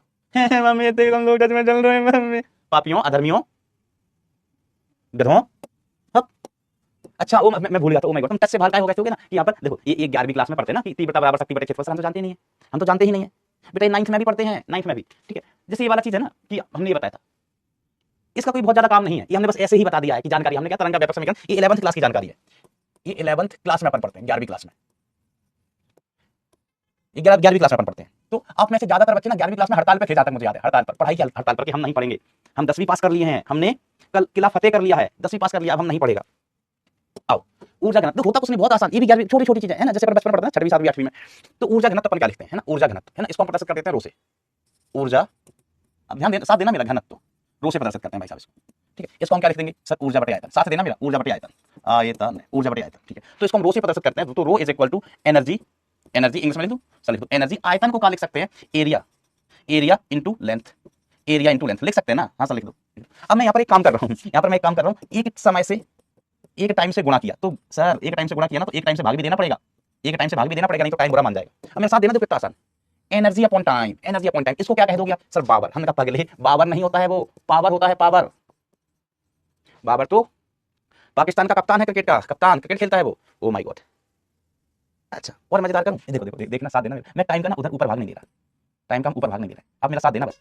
आप अगर हमारा साथ नहीं दोगे ना, तो इस दुनिया भी हमारा साथ नहीं देगी, दुनिया बहुत जालिम है, दुनिया कैसी है बेटा, जालिम। तो टाइम से भाग दिया, टाइम से गुणा कर दिया, बटे में टाइम से भाग दिया, टाइम से गुणा कर दिया, ठीक है। मुझे इस जालिम दुनिया से बचा लो मित्रों, बचा लो। लेंथ अपॉन टाइम, तो देखो एनर्जी अपॉन टाइम को हमने लिख लिया पावर, एनर्जी अपॉन टाइम को हमने क्या लिख लिया भैया, पावर लिख लिया, ठीक है मास्टर। नीचे लिखा रहने दो एरिया, नीचे क्या लिखा रहने दो एरिया। अब जी बगल में क्या लिखो, length upon time, length upon time, sir speed, sir speed, हमने कहा स्पीड नहीं होता है, स्पीड होता है, तो आपने कहा ठीक है मास्टर, ठीक है। अब power upon area, power upon area मेरे गांव में लिखा जाता है, पावर अपॉन एरिया इज तीव्रता, तो rho is equal to my dear friend, ये हो गया intensity, intensity, intensity, power upon area is intensity upon speed, upon में क्या है स्पीड है, ओ माय गॉड। तो rho is equal to I upon C, oh I see, तो I is equal to rho C, समझ रहे हो भैया, I is equal to rho into C. So this is the relation between intensity and density, ठीक है। एक तो ये है, इस पर मैं लिखना चाहता हूं, intensity is equal to rho C, intensity is equal to rho C, ठीक है। अब बेटा इसमें एक चीज और रह गया है, ऊर्जा के बारे में बताना, ऊर्जा घनत्व के बारे में बताना, यस और नो। हमको 8-2 हो रहा है, 8-10 तक का समय लगेगा, 8-10 तक का समय लगेगा, यस और नो बता दो जल्दी से बता दो, ठीक है। तो अब हम बात करते हैं, ठीक है, कि विद्युत चुंबकीय तरंग में, ईएम वेव में, तो ये चैप्टर खत्म हो जाएगा। ईएम वेव में ऊर्जा, ऊर्जा विद्युत क्षेत्र, ऊर्जा electric field and magnetic field में समान रूप से वितरित होती है, वितरित होती है। मतलब जितनी चुंबकीय ऊर्जा है उतनी ही विद्युत ऊर्जा है, कोई भेदभाव नहीं, कोई भेदभाव नहीं। यस यस यस दिखाई दे रहा है हमें, तो सिर्फ यस यस दिखाई दे रहा है। तो बेटा 7 मिनट और बचे, 7 मिनट दे दो भैया हमको, दे दो भैया 7 मिनट दे दो। 2 दिन से खाना नहीं खा, 7 मिनट दे दो भैया हमको, ऊपर वाले के नाम पे दे दो भैया। मेरे घर में छोटे छोटे बच्चे, 7 मिनट बेटा ऊपर वाले। आओ जल्दी से आओ पगलेट। हमने 7 मिनट मांगा है, तुमको ऐसा लग रहा है कि हमने नंबर मांग लिया हो तुम्हारे दोस्त का। क्या हम शिकायत कर देंगे पढ़ता लिखता नहीं है, पढ़ता लिखता नहीं है, शिकायत कर देंगे हम तुम्हारा। आओ इधर ध्यान दो। तो देखो रो घनत्व टोटल घनत्व अपन क्या लिखेंगे, तो घनत्व इलेक्ट्रिक फील्ड से संबंधित प्लस घनत्व मैग्नेटिक फील्ड से संबंधित, घनत्व मैग्नेटिक फील्ड से संबंधित। सर क्या इलेक्ट्रिक फील्ड का घनत्व आपको पता है? ऊर्जा घनत्व इलेक्ट्रिक फील्ड का, energy density of electric field, sir हमको पता है कितना, हाफ एप्सिलॉन नॉट। जब मैं ये बता रहा था ना, तो मैंने कहा याद रखना विद्युत चुंबकीय तरंगों में काम आएगा ये। ऊर्जा घनत्व किसका? मैग्नेटिक फील्ड में। ऊर्जा घनत्व इन मैग्नेटिक फील्ड कितना आया था? 1/2 mu not into B square 1/2 into B square, ठीक है, ये आया था, याद है? Yes sir. अरे भैया ये तो याद होगा, ये अभी बताया था हमने 100 प्रेरण में बताया था ये, ठीक है, कैप्चर में पढ़ा था, फिर हमने 100 प्रेरण में रिवाइज कराया था, इसको रिवाइज कराया था। अब देखो यहाँ ई और बी बदल रहे हैं, ई और बी बदल रहे हैं। ई का मान कितना? E not sine omega T minus के एक्स, और बी कितना? B not sine omega T minus के एक्स। हमने कहा ये बदल तो रहे हैं, तो जब ये बदलते हैं तो हम कौन सा मान लेते हैं? जैसे अभी पिछले चैप्टर में हमने धारा पढ़ी, कौन सी धारा? एसी धारा। एसी धारा क्या होती थी? ऐसी तो होती थी आई नॉट साइन ओमेगा टी, ऐसा ही तो होता था। तो हम कहते तो लगातार बदल रही है। औसत मान कितना हो गया? 0 हो गया। हमने औसत मान लेते भी नहीं, हम प्रभावी मान लेते थे। कौन सा मान? प्रभावी मान। तो हम इनका कौन सा मान लेंगे? ई और बी लगातार चेंज हो रहे हैं, तो ई और बी का हम कौन सा मान लेंगे? प्रभावी मान। और प्रभावी मान कौन सा होगा? प्रभावी मान कौन सा होगा? आरएमएस मान। और आरएमएस मान क्या होगा? पीक मान अपॉन रूट 2, पीक मान अपॉन रूट 2, यही तो होता है, पीक मान अपॉन रूट 2। तो रो टोटल, अरे अमित तोतले तुमको मास्टर किसने बनाया? वो तोतले तुमको, हमने कहा मास्टर ना, हम बहुत मेहनत करके बना है। मैं मगरमच्छ में बैठ के नदी पार करके क्रिकेट खेलने जाता था स्कूल के टाइम पर। मगरमच्छ पर बैठकर नदी पार करके स्कूल के टाइम पर क्रिकेट खेलने भाग जाता था। इसलिए हम पटवारी नहीं बन पाए, नहीं तो हम पटवारी होते आज, इसलिए मास्टर बनना पड़ा। ये देखो, ये समझ गए? आरएमएस मान देगा। कैसा आरएमएस? सर इसका मान जरा शिखल मान के पता लिख के देखो, शिखल मान के पता। तो उनका लो टोटल इन टर्म्स ऑफ शिखल मान, ये कितना हो जाएगा? 1/2 epsilon not E not upon root 2। Sir कभी तोतलाने क्यों लगते हो बेटा? हम जिस मगरमच्छ पे जाके क्रिकेट खेलने जाते थे ना बैठ के, वो हमको एक दिन धर लिया, फिर हम उससे तोतला के लिखते कि हमको छोड़ दो, अगली बार हम ऐसा नहीं करेंगे, अगली बार हम स्कूल छोड़ के क्रिकेट खेलने नहीं जाएंगे। तो उसको लगा बेचारा तोतला है। वैसे ही भगवान ने इसके साथ नाइंसाफी किया, चलो छोड़ देते हैं इसको, तो उसने हमको छोड़ दिया। अच्छा इसको देखो ध्यान से, मैंने कुछ नया नहीं किया भैया। आरएमएस क्या होता है? E not upon root 2, B RMS क्या होता है? बी नॉट अपॉन रूट 2, क्या होता है? अपॉन रूट 2 स्क्वायर किया तो ये आ गया। तो ये पीक वैल्यू के पदों में, ये आरएमएस के पदों में, ये पीक वैल्यू के पदों में, आरएमएस के पदों में, पीक वैल्यू के पदों में, किसके पदों में? पीक वैल्यू के पदों में, ठीक है, यस। अच्छा हम ऐसा लिखना चाहें, ठीक है, देखो रो टोटल बराबर अपन कैसे लिखते हैं? रो इलेक्ट्रिक फील्ड का प्लस रो मैग्नेटिक फील्ड का, ये बराबर होगा rho maximum, rho electric field का maximum is equal to rho magnetic field का मैक्सिमम। देखो ये दोनों ऊर्जा बराबर होती हैं, विद्युत ऊर्जा चुंबकीय ऊर्जा बराबर, मतलब विद्युत ऊर्जा चुंबकीय ऊर्जा कैसे होते हैं? बराबर होते हैं, ठीक है। तो अपन इसको ऐसे भी लिख सकते हैं कि ई प्लस बी दोनों के रूप में होती है, जो ऊर्जा होती है ई और बी दोनों के रूप में होती है। तो कभी अपन ऐसा भी लिख सकते हैं पूरा का पूरा ई के पदों में लिख रहे हैं, या पूरी की पूरी ऊर्जा हम बी के ही पदों में लिख रहे हैं। मान लीजिए ई नहीं दिया तो हम पूरा का पूरा बी के पदों में लिख रहे हैं। तो बेटा हम इसको ऐसे लिख सकते हैं कि रो ई है, रो ई का मैक्सिमम मान, तो रो ई का मैक्सिमम मान कितना हो जाएगा? हमने कहा 1/2 एप्सिलॉन नॉट ई है, ई तो ई का मैक्सिमम मान ले लो, इसका स्क्वायर कर दो, तो ये रो ई का मैक्सिमम मान आ गया। तो रो ई का मैक्सिमम वैल्यू कितना होगा? ये होगा 1/2 एप्सिलॉन नॉट और मैक्सिमम वैल्यू मतलब पी के वैल्यू, कौन सी वैल्यू? पी के वैल्यू। ऐसे बेटा रो बी का मैक्सिमम वैल्यू कितना हो जाएगा? 1/2 म्यू नॉट और बी का मैक्सिमम वैल्यू, इसका स्क्वायर। बी का मैक्सिमम वैल्यू कितना होगा? बी का मैक्सिमम वैल्यू कितना होगा बेटा? तो ये हो जाएगा B not square upon 2 mu not, कोई बात ही नहीं है। तो देखो ऊर्जा कैसे होगी, है ना? या तो हम क्या मान लीजिए ऐसे टोटल 100 जूल ऊर्जा है, टोटल कितनी ऊर्जा है, मतलब ऊर्जा घनत्व 100 जूल पर मीटर क्यूब है, 100 यूनिट है, ठीक है, 100 इकाई है। तो इस 100 को हम पूरी की पूरी किसके पदों में लिख सकते हैं? ई के पदों में लिख सकते हैं। पूरा का पूरा 100 हम किसके पदों में लिख सकते हैं? बी के पदों में, मैग्नेटिक फील्ड के पदों में, बी मैक्सिमम पूरी की पूरी में। या ऐसा भी हो सकता है कि 30 कौन सी है, 50 कौन सी है इलेक्ट्रिक, 50 कौन सी मैग्नेटिक, ऐसे भी लिख सकते हैं, इलेक्ट्रिक और मैग्नेटिक के भी पदों में। लेकिन ये कौन सी वैल्यू होगी? आरएमएस। ये कौन सी वैल्यू होगी? आरएमएस। ये मैक्सिमम वैल्यू है, मैक्सिमम पूरी की पूरी, जैसे एसएचएम में होता है ना, एसएचएम में पूरी की पूरी स्थिति ऊर्जा, पूरी की पूरी गतिज ऊर्जा। लेकिन वो 11वीं क्लास का भूल गए होगे, 11वीं क्लास का भूल गए होगे। तो देखो यहाँ दो भाई हैं ऐसा मान लो, विद्युत क्षेत्र चुंबकीय क्षेत्र की तबियत खराब है, पूरी की पूरी शक्तियां विद्युत क्षेत्र के पास 100 की 100। विद्युत क्षेत्र की तबियत खराब है, पूरी की पूरी शक्तियां किसके पास? चुंबकीय क्षेत्र के पास, चुंबकीय क्षेत्र। दोनों शस्त्र बढ़िया मिलजुल के काम करना है, दोनों दोस्त है, दोनों को साथ जाना है, दोनों को दूर तक जाना है, ठीक है, दोनों को प्रकाश के चाल से चलना है ना, एक साथ चलना है। विद्युत क्षेत्र है तो चुंबकीय क्षेत्र होगा, चुंबकीय क्षेत्र तो विद्युत क्षेत्र होगा। तो फिर मिल बांट के काम कर लेते हैं 50-50 बराबर, कैसा बेटा? बराबर काम कर लेते हैं ऐसा, ठीक है। तो ये रिजल्ट्स को याद रखना। यस, बस वही चैप्टर में इतना ही है। इलेक्ट्रोमैग्नेटिक वेव स्पेक्ट्रम की फुटवा नहीं है, फुटवा ही नहीं है, चलो फोटो नहीं है, रहने दो। हमने मांगे थे क्वेश्चन, आज ही करवाएं, कल करवाएं। क्वेश्चन तो बहुत आसान होता है इसका, हम आपको ट्राई करने को देगा, ट्राई करने को। आप करना सवाल, मुझे उम्मीद है आप ज्यादातर सवाल खुद ही कर लोगे। हम हिंट लिख के दे देंगे, ईमानदारी से करो, हिंट लिख के दे दूंगा अगर आप कोशिश करोगे। अच्छा, विद्युत चुंबकीय तरंग फोटोन ही होती हैं, फोटोन, प्रकाश के कण क्या होती है? फोटोन। हम क्या किसी विद्युत चुंबकीय तरंग का फोटोन है, मतलब कण है, मतलब वो फोटोन होता है। चलो अब नहीं बता रहा भैया, क्वेश्चंस की बेटा मैं कुछ हिंट लिख के दूंगा, कोशिश करना आप खुद से ही कर लोगे बच्चा।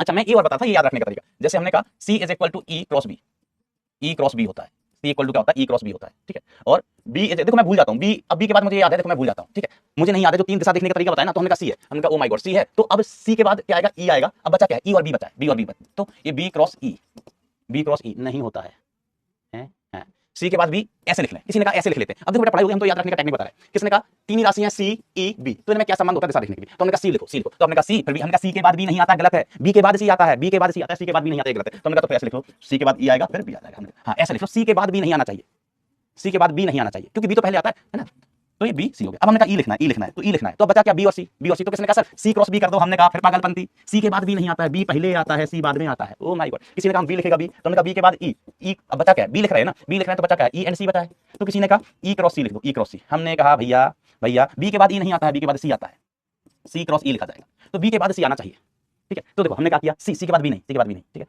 सी के बाद E then B direct, E B के बाद सी, बी के बाद सी, बी के बाद क्या आएगा, ई नहीं आएगा, बी के बाद सी आएगा, बी के बाद सी आएगा, तो बी के बाद सी आना चाहिए, ऐसे याद रखना, बी के बाद क्या आना चाहिए सी, याद रखना। आप लिख के देखना खुद से, तीन चीजें हैं, तीन राशियों में संबंध निकालनी है, दिशाएं लिखनी है, बराबर नहीं है दिशाएं बताता है, आपको देखना बस ये ध्यान रखना बी के बाद सी आना चाहिए, बी के बाद सी है। किसी ने हमको ऐसे लिख के दे दिया सी सी ई बी, हमने कहा सही है का, ये सही है क्या, हमने कहा सी के बाद ई आ सकता, सी के बाद ई आ सकता है ना, सी के बाद ई हो जाएगा, कोई दिक्कत नहीं, बस याद रखना बी के बाद सी आना चाहिए, सी के बाद ई आ रहा है, ठीक है, ई सी के बाद ही आता है, डी बाद में आता है, कोई दिक्कत नहीं, बस ध्यान रखना बी के बाद सी आना चाहिए, तो ठीक है सी है, सी के बाद ई है, फिर बी है, कोई दिक्कत नहीं है, डायरेक्ट बात नहीं, तो ऐसे याद रखना बी के बाद सी, बी के बाद सी आना चाहिए। किसी ने लिखा बी, अब हमने कहा यहाँ क्या लिखा, हमने कहा बी के बाद सी आता है, सी लिखो फिर ई लिखो, बी के बाद सी आना चाहिए। किसी ने कहा ई, किसी ने कहा ई, हमने कहा ई के बाद बी आएगा फिर सी आएगा, बी आएगा फिर सी आएगा, दिस इज द तरीका टू मेमोराइज दिस रिजल्ट्स। ओ भाई साहब लेट हो गया यार, लेट हो गया, मैं माफी मांगता हूँ, मैं सर पटक पटक के माफी मांगता हूँ, मैंने आपकी जिंदगी के वेस्ट कीमती 17 मिनट खा लिए, कच्चे चबा गया मैं उनको, तो हमको गालियां मत देना, नहीं तो हमें पचेंगे नहीं 17 मिनट, 17 मिनट हमको पचेंगे नहीं फिर, है ना, गालियां बालियां मत देना। मेंटल हॉस्पिटल कहाँ है भाई, बेटा मैं अपने घर को ही मेंटल हॉस्पिटल बोलता हूँ, क्योंकि वहाँ मैं रहता हूँ, आओ कभी मेरे साथ रह के देखो 2 दिन, सुधर जाओगे तुम। कितने लोग टच में चल रहे थे, कितने लोग सीख रहे थे, कितने लोग समझ रहे थे, एक बात हम सब समझाऊं हो जाए, और कोई गिला शिकवा हो तो कमेंट सेक्शन में, आप सभी का स्वागत है।